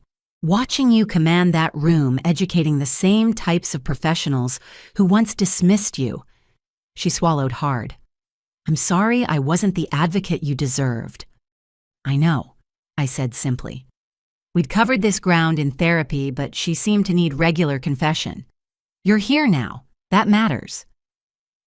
We went to dinner, a carefully orchestrated family meal where everyone maintained boundaries while attempting connection.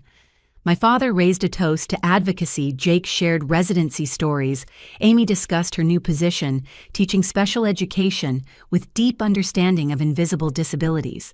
My mother listened more than she spoke, processing her place in this reconfigured family dynamic.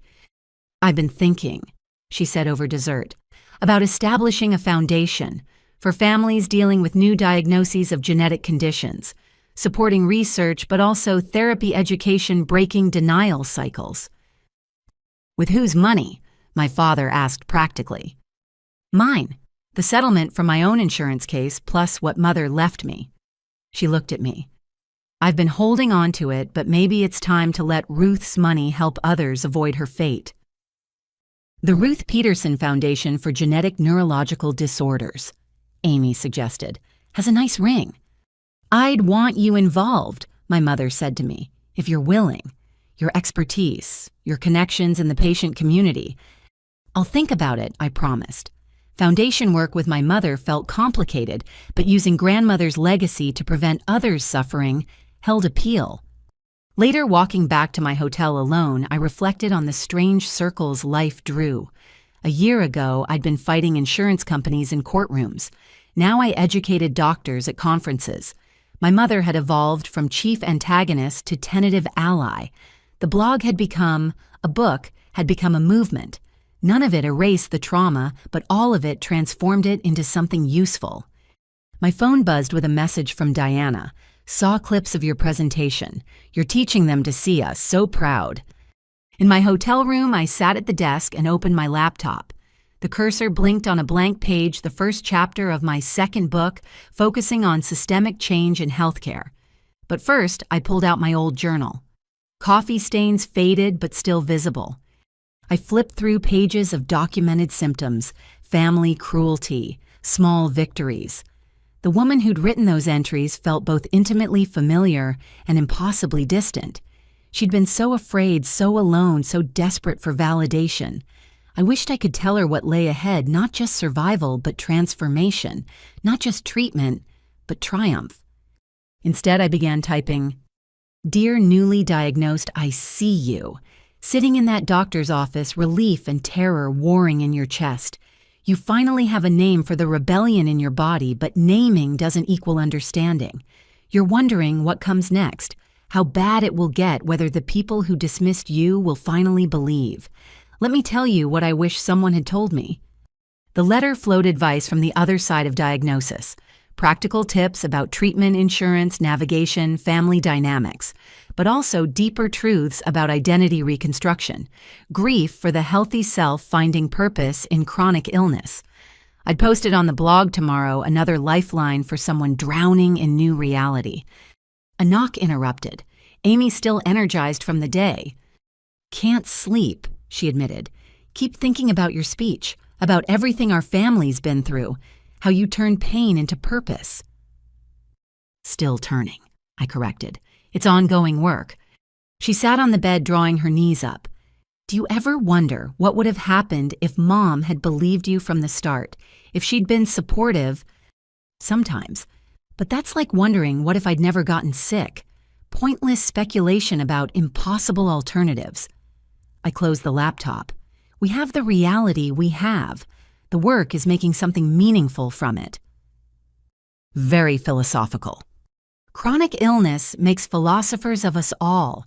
Too much time in infusion chairs leads to deep thoughts. We talked until late sister bond strengthened by trials that could have divided us. She'd stood by me when parents couldn't becoming family in ways that transcended assigned roles. That loyalty meant everything during the dark months of diagnostic limbo. The next morning brought another speaking engagement, this time with medical students. Younger, more eager, less entrenched in systemic biases. They asked questions that gave me hope. How do we center patient experiences? What language causes harm? How do we recognize our own dismissive tendencies? Start by believing, I told them. When a patient says something's wrong, believe them. Investigation can determine causes, but dismissal should never be the starting point. One student raised her hand. But what about when patients are wrong? When anxiety really is causing physical symptoms? Then treat the anxiety with the same seriousness you'd treat any condition causing physical distress. Psychosomatic doesn't mean fake, it means real suffering demanding real treatment. The distinction matters less than the response. They absorbed this scribbling notes. Future doctors who might remember this conversation when faced with confusing symptoms. Who might investigate rather than dismiss? Who might save someone 487 days of unnecessary suffering? After the talk, I met Dr. Harrison for lunch. He'd flown in for the conference, proud of his patient-turned-advocate. "You've come so far," he marveled, "from that terrified woman in my office to keynote speaker changing medical education." "Still the same woman," I corrected, "just with better medication and a platform." "No," he disagreed gently. "You've transformed, not just survived, but alchemized trauma into purpose. That's rare." "Is Mom coming to your panel?" I asked, deflecting from praise that still felt uncomfortable. "She is. Wants to hear about new treatments, research advances. She's become quite passionate about staying current." He studied me. "How do you feel about her involvement in the community?" "Complicated. Grateful she's getting treatment supporting others. Resentful it took my near destruction for her to engage. Hopeful that her story might prevent other parents' denial. It's all true simultaneously. Complexity is healthy, shows you're processing realistically rather than splitting into all good or all bad narratives." "Thank you, therapy," I said dryly, making him laugh. That evening, the conference hosted a patient panel, 5 of us with various autoimmune conditions sharing our journeys for an audience of healthcare providers. I sat between James, still in his wheelchair but thriving professionally, and a young woman recently diagnosed with lupus. "The worst part wasn't the symptoms," she said during her turn. "It was people suggesting I was too young for real illness, as if disease checks ID before attacking." The audience laughed uncomfortably. Good. Discomfort preceded change. James talked about adaptation, how his wheelchair became freedom rather than limitation once he stopped morning walking. I discussed the ongoing nature of chronic illness, how recovery meant management rather than cure. Others shared insurance battles, family dynamics, the grief of lost possibilities and joy of unexpected ones. "What gives you hope?" the moderator asked in closing. "Community." James answered immediately, "Finding others who understand without explanation." "Medical advances," another panelist added, "treatments improving constantly." "The next generation," I said, gesturing at young providers in the audience, "doctors learning to see patients as partners rather than puzzles, systems slowly becoming more humane." During the reception afterward, I found myself in conversation with Dr. Ruth Morgan about the Cleveland Clinic position, patient advisor helping design diagnostic protocols and family support systems, teaching from lived experience rather than textbooks. "Think about it," she urged. "Your perspective could shape how we approach autoimmune diagnoses for years to come." I promised to consider it. The opportunity felt enormous institutional change from within, but also daunting. Cleveland meant leaving my support system, starting over in a new city. Though maybe starting over wasn't wrong when you'd outgrown your current container. My mother appeared at my elbow as Dr. Morgan walked away. "Important conversation. Job offer, advisory position at Cleveland Clinic." Her face cycled through emotions. "That's wonderful.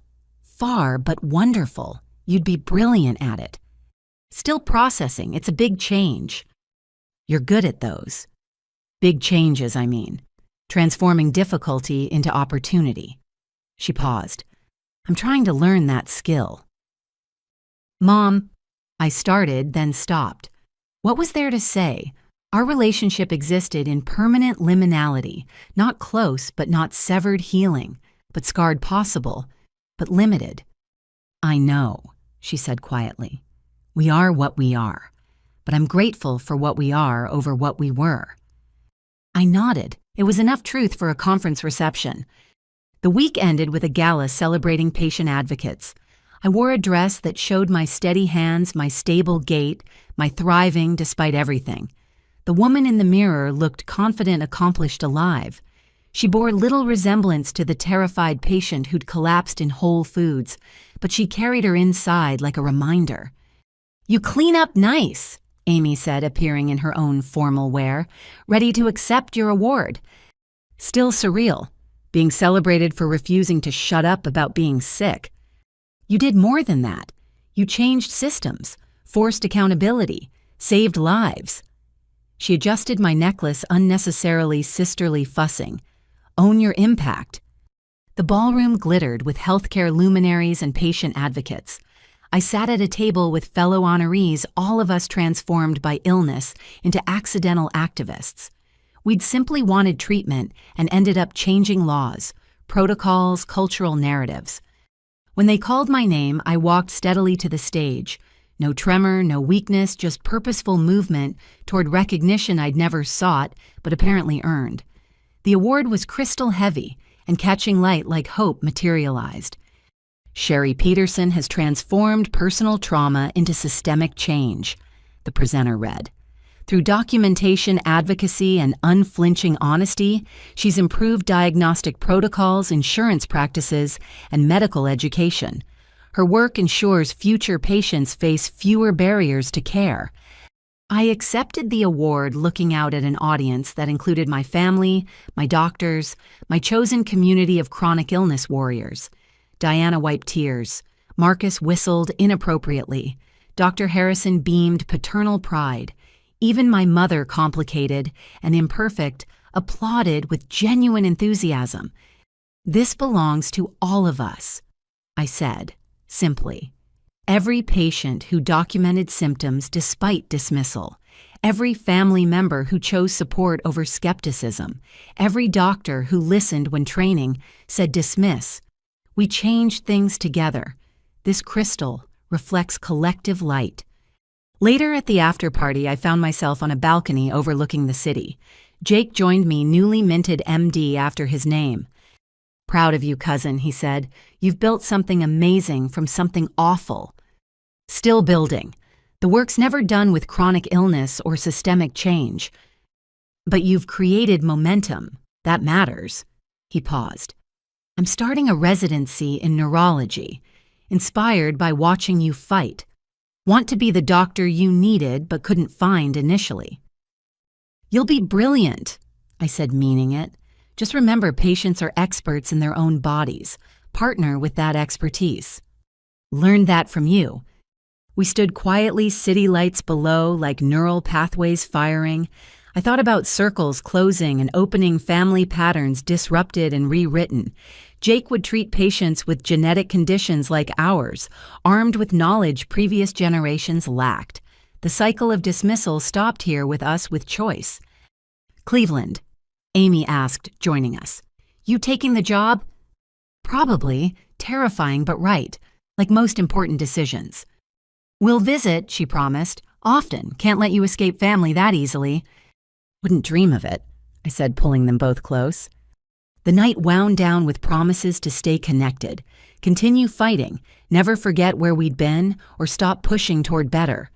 I carried my Crystal Award carefully, this physical reminder that surviving could become thriving with enough persistence and support. In my hotel room, I set the award on the nightstand and opened my laptop one final time. The blog waited, community eager for conference updates.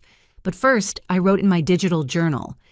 Full circle but spiraling upward. From patient to advocate to educator to advisor. The woman who collapsed in pasta sauce now teaches doctors to see beyond surfaces. The family that fractured slowly reassembles in new configuration. The body that betrayed me lives in negotiated peace medication, maintaining detente. This isn't the life I planned, but it's the life I've built from ruins. Tomorrow, I'll fly home, pack for Cleveland, begin another transformation. Tonight, I rest in the strange beauty of becoming through breaking, of finding purpose in pain, refused silence. I am my grandmother's genetic legacy, but not her tragic ending. That difference is everything. I closed the laptop and prepared for bed, steady hands removing jewelry-stable legs carrying me through nighttime routines. Tomorrow would bring new challenges, moving, building, teaching, living. But tonight I was simply grateful for treatment that worked, for communities that understood, for family that evolved, for voice that refused silence even when silence felt safer. The Crystal Award caught moonlight, fracturing it into rainbows. Beautiful broken light transformed by structure into something more than its parts. Like me. like all of us who'd turned suffering into change one documented day at a time. I turned off the light and lay in darkness, body quiet, mind finally still. Tomorrow would come with its demands. Tonight I rested in the knowledge that I'd not only survived, but transcended, not only healed, but helped others heal. The full circle wasn't an ending, but a completion that enabled new beginnings, and that more than any award or recognition felt like victory. The wedding took place 2 years later, on a perfect September afternoon in Cleveland's Botanical Gardens. I stood before the mirror in the bridal suite, hands steady as I applied lipstick, no tremor to betray the autoimmune storm that once raged within. My dress, carefully chosen, had sleeves that could hide IV bruises if needed, but today my arms were clear, my body cooperating for this celebration. "You look radiant," Amy said, adjusting my veil. She'd flown in 3 days early, helping with last-minute preparations. "Like actually glowing. How's that possible when you had infusion yesterday?" "Good timing with treatment cycle," I admitted. "And happiness, lots of happiness." Through the window, I could see guests gathering in the garden. Colleagues from Cleveland Clinic, fellow patient advocates, the chronic illness support group that had become chosen family. My blog readers had sent flowers from around the world, unable to attend, but wanting to celebrate this proof that life continued beyond diagnosis. "Mom's here," Amy said carefully. "Dad, too. They're sitting third row like you requested." Not front row family, but not banished either. We'd found our balance over these 2 years, holiday cards and birthday texts, occasional dinners when I visited, proud announcements of my professional achievements to their friends. She'd started treatment consistently, the tremor barely visible now, but our relationship remained carefully managed doses rather than full immersion. "That's fine," I said, meaning it. "Third row feels right." A knock at the door revealed Diana, my matron of honor, radiant in lavender. "Marcus is pacing like an expectant father out there. Says he can't give his speech if he's crying before the ceremony even starts. Tell him waterproof mascara exists for a reason." I laughed. 5 minutes, Diana warned. "Your neurologist is here, by the way. Said he wouldn't miss seeing his favorite patient prove chronic illness doesn't mean chronic isolation." Dr. Harrison had become more than my doctor over these years, mentor, colleague, friend. He'd written recommendation letters for the Cleveland position, consulted on difficult cases I advised on, celebrated every milestone of my continued remission. His presence felt like blessing from the medical professional who'd first believed me. "Ready?" Amy asked, holding out my bouquet. Purple roses for invisible illness awareness, white lilies for new beginnings, lavender for the calm I'd fought to achieve. "Ready." I confirmed, taking the flowers with hands that didn't shake. The music started, and I walked alone down the aisle, my choice needing no one to give me away, when I'd already given myself permission to thrive. Each step felt like victory over the days when walking required walls for support. The faces turning toward me blurred together, but certain ones stood out. Dr. Morgan beaming with professional pride, James rolling his wheelchair to get a better view. My parents sitting carefully apart, but both present. And at the altar, David. We'd met at a medical conference where he was presenting on adaptive technologies for chronic illness patients. He'd approached after my panel not to flirt, but to discuss collaboration possibilities. Coffee led to dinner, led to partnership in all senses. He understood spoon theory without explanation, never questioned infusion schedules, kept emergency medications in his pockets just in case. Love with chronic illness looked like radical acceptance and practical preparation. "You're stunning," he whispered when I reached him. "How are you feeling?" "Perfect," I said honestly. "Absolutely perfect." The ceremony blended traditional vows with our reality. Promises to love in sickness and health carried different weight when sickness was guaranteed. We pledged to honor each other's limitations, celebrate small victories, navigate insurance bureaucracies together. When he slipped the ring onto my finger, his hands were as steady as mine. Mutual strength, born from accepting what couldn't be changed while changing what we could. "I now pronounce you partners in all things," the officiant declared. "You may kiss and begin this new chapter." The reception afterwards felt like victory celebration for more than just marriage. The cake cutting required steady hands I now possessed. First dance moved on legs that supported me fully. Toasts honored not just our love, but the journey that led here. Marcus's speech destroyed mascara reserves. I watched Sherry collapse in a conference room, thought we might lose her. Instead, she rebuilt herself stronger, then rebuilt systems so others wouldn't suffer the same. "David, you're marrying a warrior who looks like a princess. Treat her accordingly." Diana spoke of support group meetings where I'd insisted life existed beyond diagnosis. She proved it by living fully loving, fearlessly showing us that chronic illness might limit options but couldn't eliminate them. This wedding is promise kept to all of us still fighting. Dr. Harrison, reserved but emotional, talked about transformation. From terrified patient to trusted colleague, Sherry redefined possible. Her marriage today reminds us that diagnosis isn't destiny. Love finds a way. Life finds a way we adapt and thrive. Even Jake, now a neurology resident, offered perspective. "Sherry taught me that patients are partners, not puzzles, that family patterns can be broken, that choosing differently changes everything. David, welcome to a family that's learned to choose love over fear." When my father stood to speak, the room quieted. We'd agreed to no parental speeches, but apparently he'd needed to say something. "I failed my daughter when she needed me most," he began, voice rough. "Let fear and denial poison what should have been unconditional support. I can't undo that damage, but I can witness this joy and promise to do better. David, Sherry is precious beyond measure. She survived what would break most people and emerged luminous. Cherish that light." He sat down quickly, my mother touching his hand briefly. Her own speech remained unspoken, but her presence said enough. She'd sent a letter that morning, carefully worded acknowledgement of joy for my happiness and regret for our distance. I'd tucked it into my bouquet, carrying her words, if not her full presence, into this new chapter. The dancing lasted hours. Chronic illness community, proving that limitations didn't mean absence of celebration.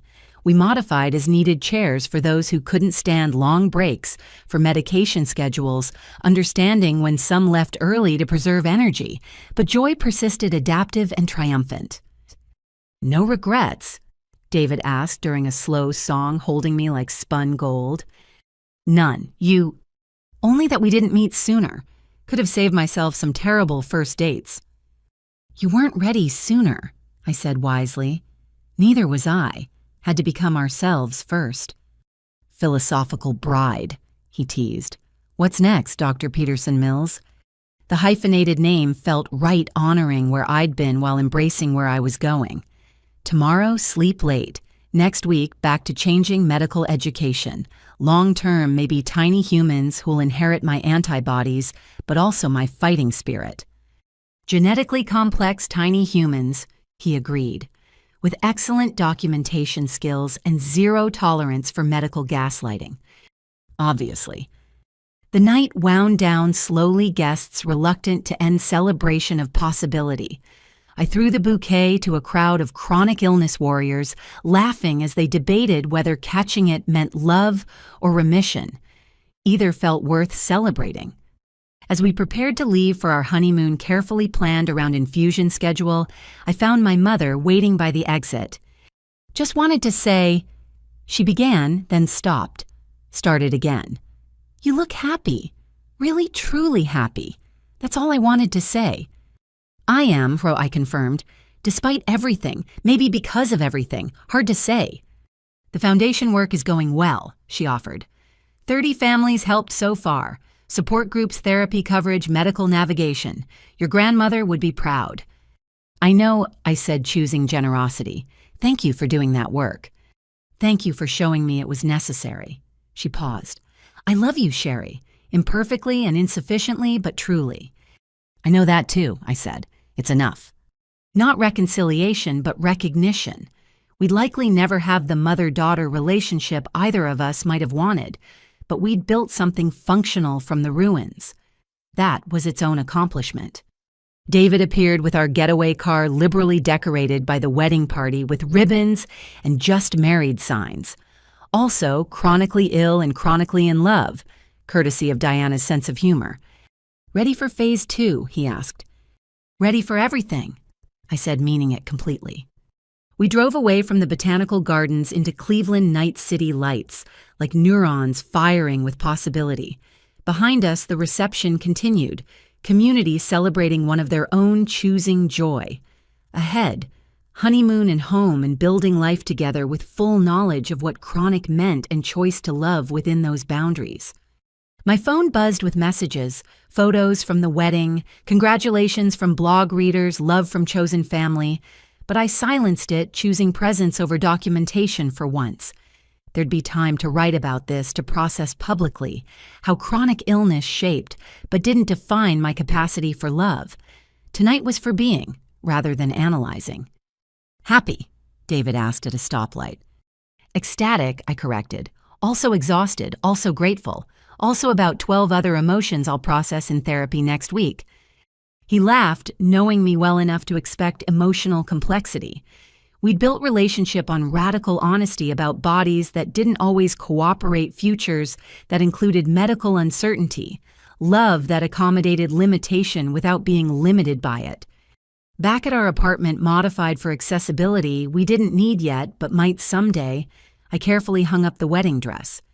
No dramatic collapse this time, no tremoring hands struggling with buttons, no fear that happiness was temporary. Just peaceful transition from bride to wife ceremony to daily life extraordinary to sustainable ordinary. "Thank you," I told David as we prepared for bed, "for seeing all of me and choosing it anyway." "Thank you," he responded, "for trusting me with all of you, for building life that includes but isn't defined by illness, for proving that love stories exist beyond perfect health." We fell asleep, intertwined two bodies imperfect but complementary, building future neither of us could have imagined in our separate befores. Tomorrow would bring honeymoon adventures carefully planned around medical needs.